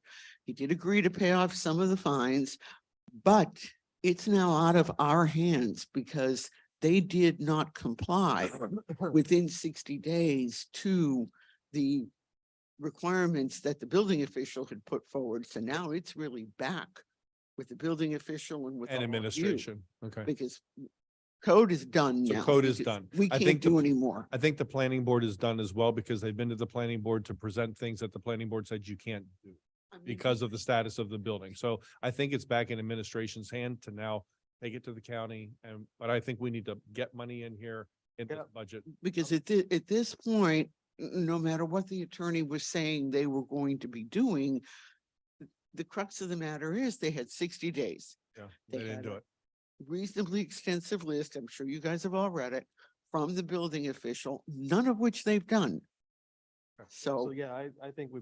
for it. Okay, but there's gonna be fees in addition to that 30, 35, whatever it was, because we still have to go to the county. Should we drop in 50 there just for now, and we can get Paul can placeholder for 50, and Paul can get some more information, and hopefully the next. Good thing you got another week, Paul. So, okay, so do we agree on that? Fine. Thank you, guys. The sign holders around the village, we talked about, that's gonna be a communications thing. Staff and village events we did, electric we talked about, arts. Foundation is a different topic. You see it on my list. It's a topic I'm gonna ask us to have a conversation about fundraising. The entrance signs are on there. Trees. So we do have trees in our budget. That'll be a conversation about how we do that later. Code, communications, vulnerability study.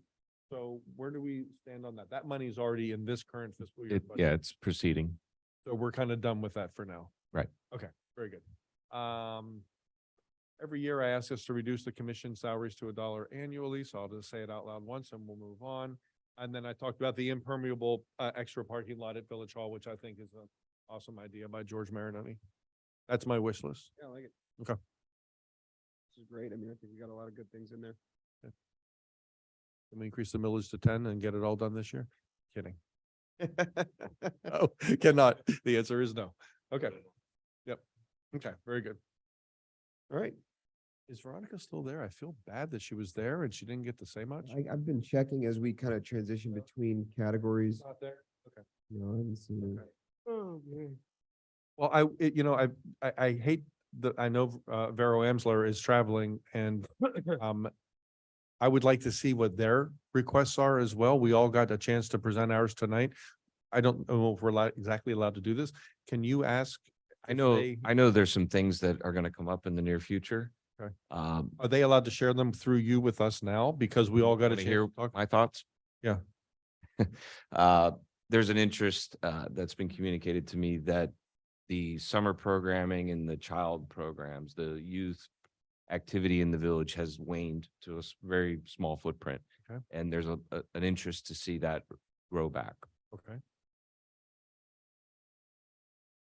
How'd I do? Fine, but I didn't communicate the message, so I have no idea if you're communicating it properly.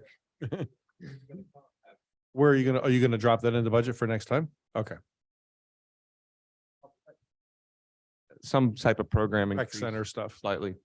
Is working on it. I don't know what, I've heard that, and I don't have kids, so I kind of like, I'm just aware of things, but not actively involved in them. I don't know what they had before that we don't have any longer. I know the after-school program, it doesn't happen in the summer. I think the bigger cause of the topic is the surrounding programs are expensive, and there's a thought that we could do similar things for less money. What kinds of programs are we talking about? Summer recreation programs, sports programs, Like summer camp at the rec center, or leave your kid there for 5 hours and arts and crafts and activities and stuff like that. it's one. Go play Because pickleball. we have arts, we have after school. What was that, Jonathan? I said, and go, and you drop the kids off for arts and crafts and go play pickleball. That's it. There you There won't be room. Well, go.